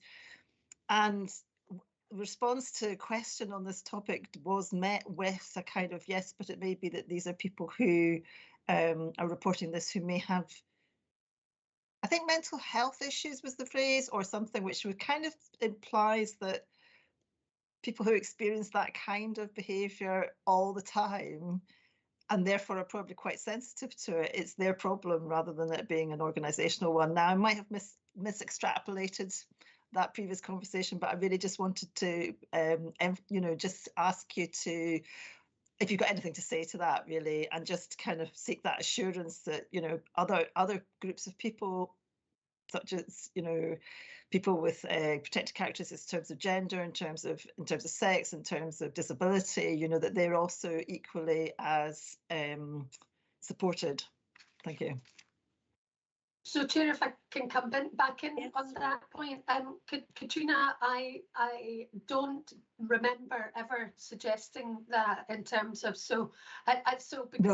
Kirsty. Sorry, I really must jump in here. It wasn't you. It absolutely was not you. I'm not sorry. I should have been clear about that. It was someone else entirely who kind of came in with that, and I remember thinking, but that shouldn't be suggested at this level. Do you know?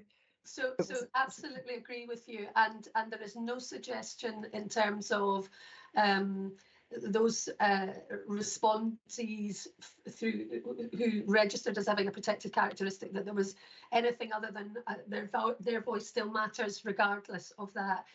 And to that point, I've presented, I think now at 3 EDIE SOBs on progress made in terms of the space to get any further input from colleagues in terms of if there's anything we're missing.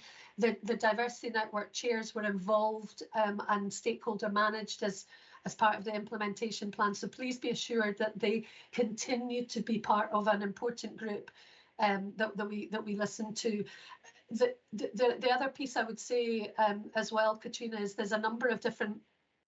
We just had LGBTI History Month. I was at a session on Friday, and at DCC Graham was at that session and leads a separate group, as you may be aware. So I don't want to repeat perhaps other things that Jude or others may have told you. So there is such a connection to all of this work.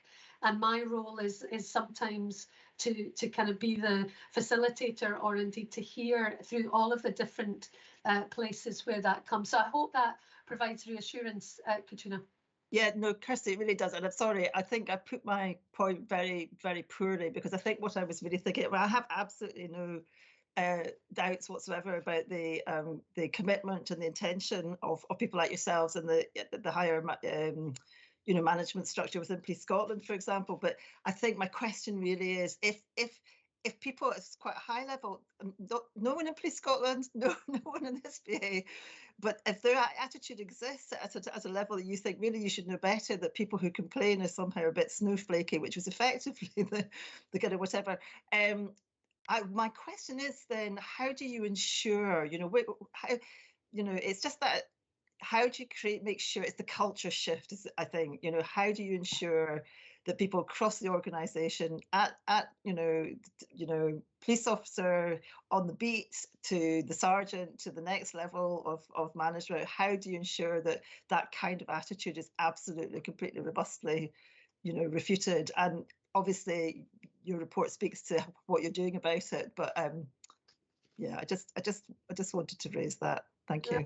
I appreciate that, Katrina. The last couple of things I would say on that would be that, and I think Nikki's still on the call, there's ongoing work to ensure through other processes that whenever we hear of these things, we deal with them immediately through whether it's grievances or complaints, so formally raising them.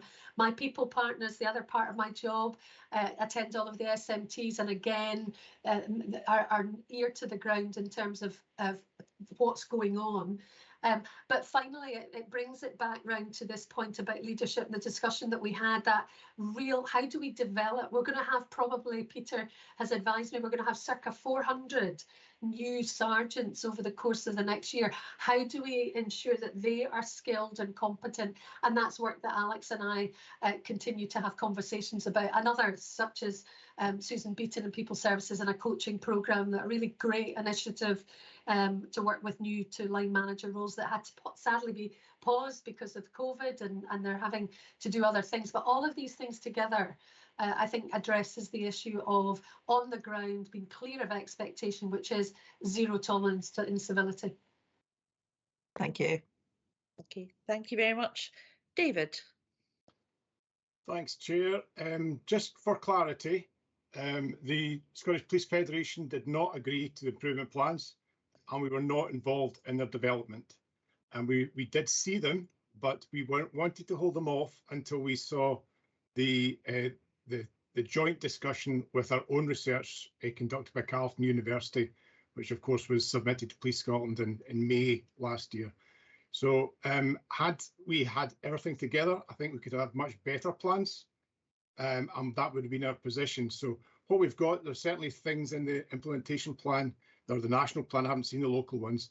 The national plan, which we would welcome, but they could have gone a lot more, and frankly don't think they're going to cut the mustard with a lot of people who expressed their concerns in these different surveys. Thank you, David. Okay, thank you very much for that. I think we're ready to move on to item 7 now, and item 7.1 is the report on my career and leadership pathways post-evaluation report. Chair, sorry, can I respond to what David's just yes, said? Of course, Fiona.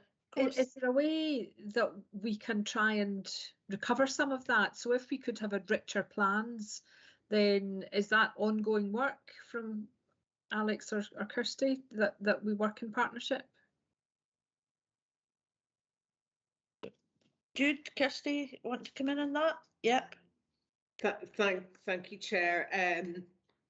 Yes, so I think our intent is always to work in partnership with the staff associations and trade union colleagues, but there are points at which we can diverge, and there are points where we converge in views. I think that what I would say is that Kirsty has worked really quite tirelessly to keep all of the staff associations and trade unions on board with this, and I really applaud the work that she has done, and we will continue to work in that way. I think the final point I would make is that there were some a large number of similarities in the results that came out from both of the surveys. However, the Your Voice Matters is a whole workforce survey, and we were clearly wanting to encourage responses and information from right across the organisation, not just the members of one of the staff associations that we work with. So we will continue to work as closely as we can with our colleagues in the future. Okay, that's great, thanks. And I think the point from the committee's perspective is that we will continue to look for assurances that what people are telling us we're listening to, and we're responding in the right way, we're making the right interventions, and we've got the right plans in place, and we'll continue to look for reports that will give us that reassurance. So I think we can leave it at that for now. Item 7.1 is, as I say, my career and leadership pathways post-evaluation report. Is that Alex? Yeah, thank you, Chair. The first one is the my career evaluation. Now, bearing in mind that we had our deep dive session where a lot of the people on this call attended on the 3rd of February, I'm not going to go into lots of detail because we actually discussed a lot of it during that call. What I would like to say is that even just since we were together on the 3rd of February, I wanted just to say that ahead of the formal launch on the 1st of April, that I'm pleased to give a reassurance to the committee today that the 25 must-have actions that were required before the 1st of April are either all complete or will definitely be delivered by the 1st of April, which is great news. In fact, today we launched our CVF training, which was quite an important aspect of the evaluation in terms of the proof of concept. Participants said that was an area we really needed to increase. So that went live today. The other point I think it's useful just to update you all on is that in terms of ongoing communications, the focus right now is working with the various senior management teams on their Get Ready sessions. So 20 of those have been completed. That's just around about 200 people have attended that. And we've got 25 more in the calendar between now and the end of March. So I wasn't going to say anything else about the My Career evaluation simply because we had that deep dive on the 3rd of February. But I think the main thing is that we are ready to push ahead on the 1st of April and see the whole My Career new appraisal process starting. And I think it's only once we put it into operation that we can then start to gather feedback, and really happy to then share that with the committee as that starts to come through during the year. So I don't know, Chair, if there was anything else you wanted me to cover. No, that's fine. Thank you, Alex. We're happy to take any questions from board members.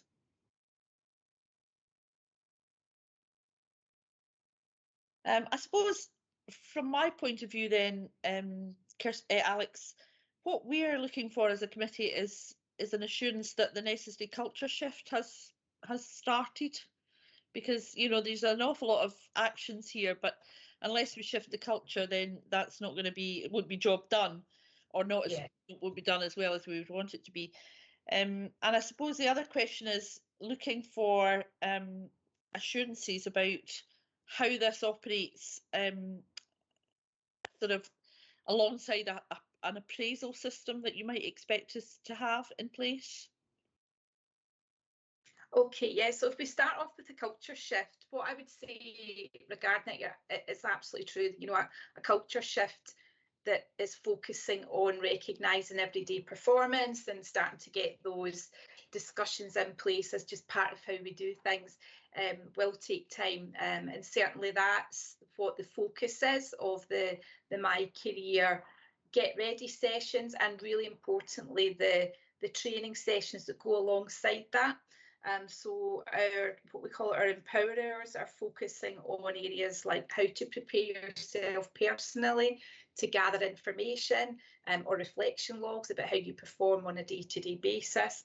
It's about another one of those empowerers is for our line managers about how to have conversations on a day-to-day basis, how to provide positive feedback, and also how to deal with those difficult conversations that we have as well.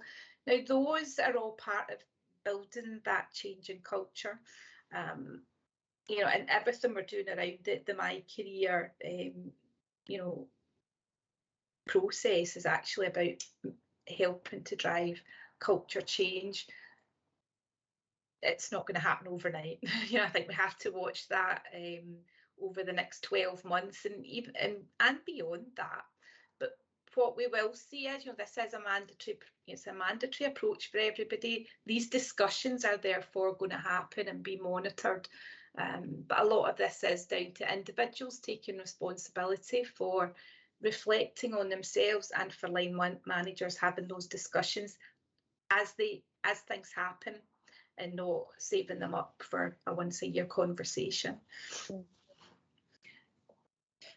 One of the things that isn't mandatory is the completion of the reflection logs by staff. So I think unless you're involved in looking for promotion, you're not required to complete these. So I'm just wondering how we think we might ensure maximum buy-in from staff if they're not required to do this, and how we can get that, an understanding that this is still a helpful process. Yeah, absolutely. And I think that is actually back to the culture change, that this is about My Career. It's about taking responsibility and encouraging people to develop all the time. This will be a change for people. And I think for line managers to really actively encourage their people to complete reflection logs is the way forward. So there will be some people that, it may not be mandatory to complete them. However, a line manager's role to encourage people about the benefit of it. And, you know, what's attached to that is people getting support to develop in their roles. It's where an individual and a line manager can agree people's development plans. And as you also said, that there is a link into promotion. And that's one of the reasons why the training is being designed the way it is. There's a lot about why would you want to do this? You know, that's one of the first training modules that's available. What's in it for me? So why would you want to really think about your career? So far, the Get Ready sessions with the line managers have received really positive feedback. People talking about this is a move, this is a change of focus. So yeah, I think this is about managers and their individual members of staff valuing these discussions and really encouraging people to complete them. Are we thinking that it would be helpful to move that on a bit in terms of then encouraging the, you know, objective setting, reviews of that, and, you know, whether or not that would be the next step in all of this?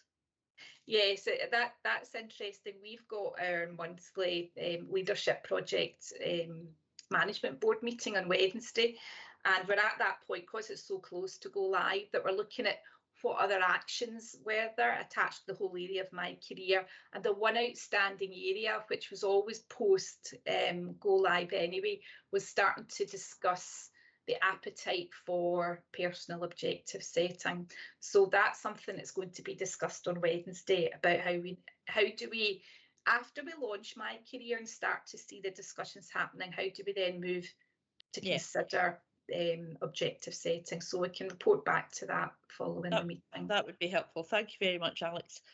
If there's nobody else wants to come in on that, then thank you, Alex. I think you're maybe covering the next item as well, which is on Police Leadership Development Programme and a 6-month evaluation report.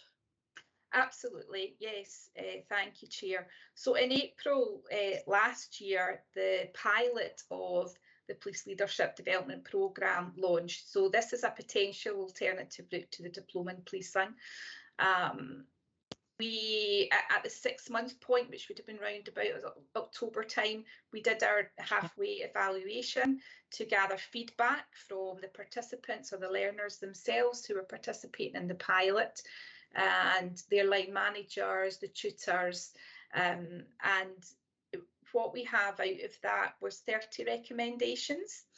And since then, since October to now, those recommendations or the 20 must actions that came out of that have now all been delivered, and the rest of them, the ones that we should, could and would want to put forward, are all being worked on. And it was really important that they were put in place in this last 6 months so that we could actually fully evaluate at a 12-month point.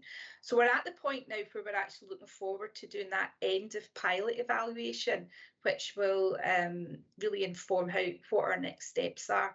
The main areas that we've seen success with since the initial 6-month evaluation was done was a real concentrated effort on the vocational aspect of this programme, and making sure that there's support from line managers to the learners during working time to complete their evidence. We've also, as a result of the feedback, written a new intranet site that our learners will access, and we've also refreshed or reinvigorated and made more user-friendly all our e-learning attached to the PLDP.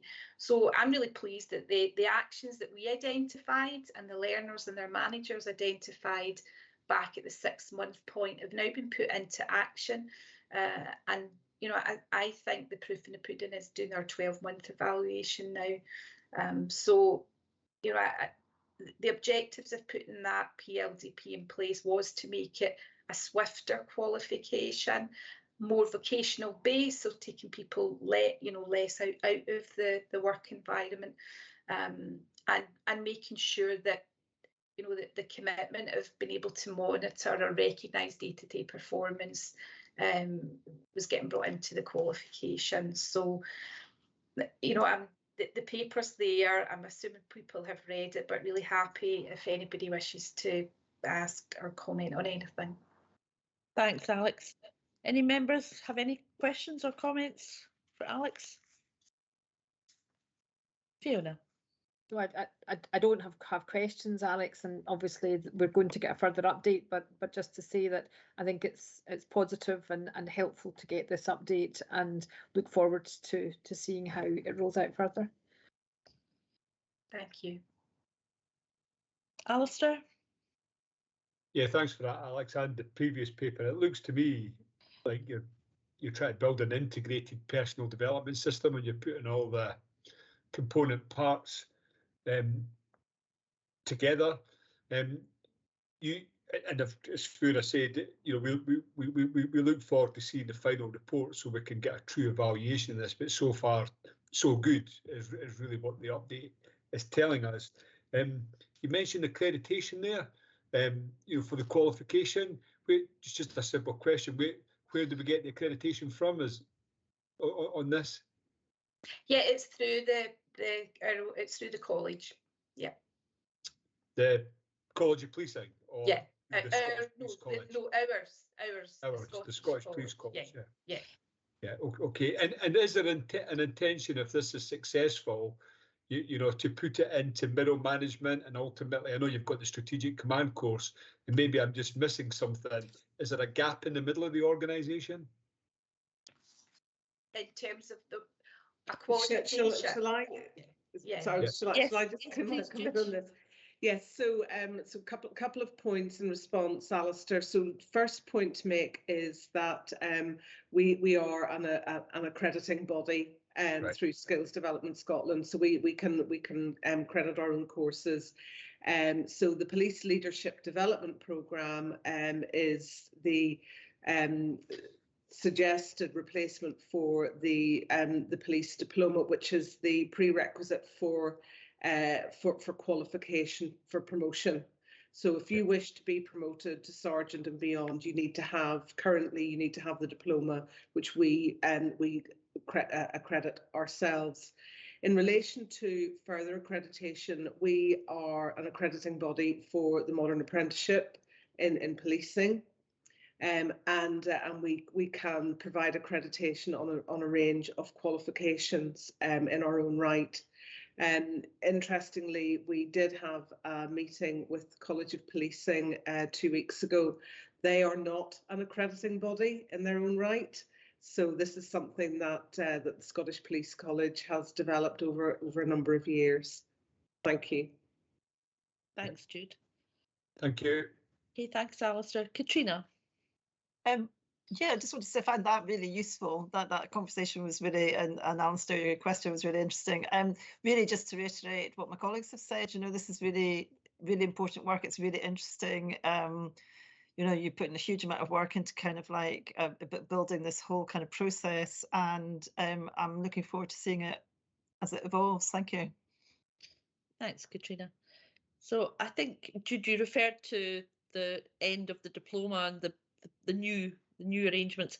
Some of these will require changes to regulations, I seem to recall. Remember a discussion about this at the Scottish Police Consultative Forum. So I'm just assuming there will have to be a governance process of taking it back there and then to the board before any request goes to Scottish Government for approval of that. Yes, there will need to be a change in legislation, but we are in discussion with Scottish Government and other colleagues about that, Chair. That's helpful. Thanks very much. If there's nothing further on that, then I think we've come to the end of the public items of business. We've just a couple of items in the next part of the agenda, but if we could just pause for a minute and end the live stream.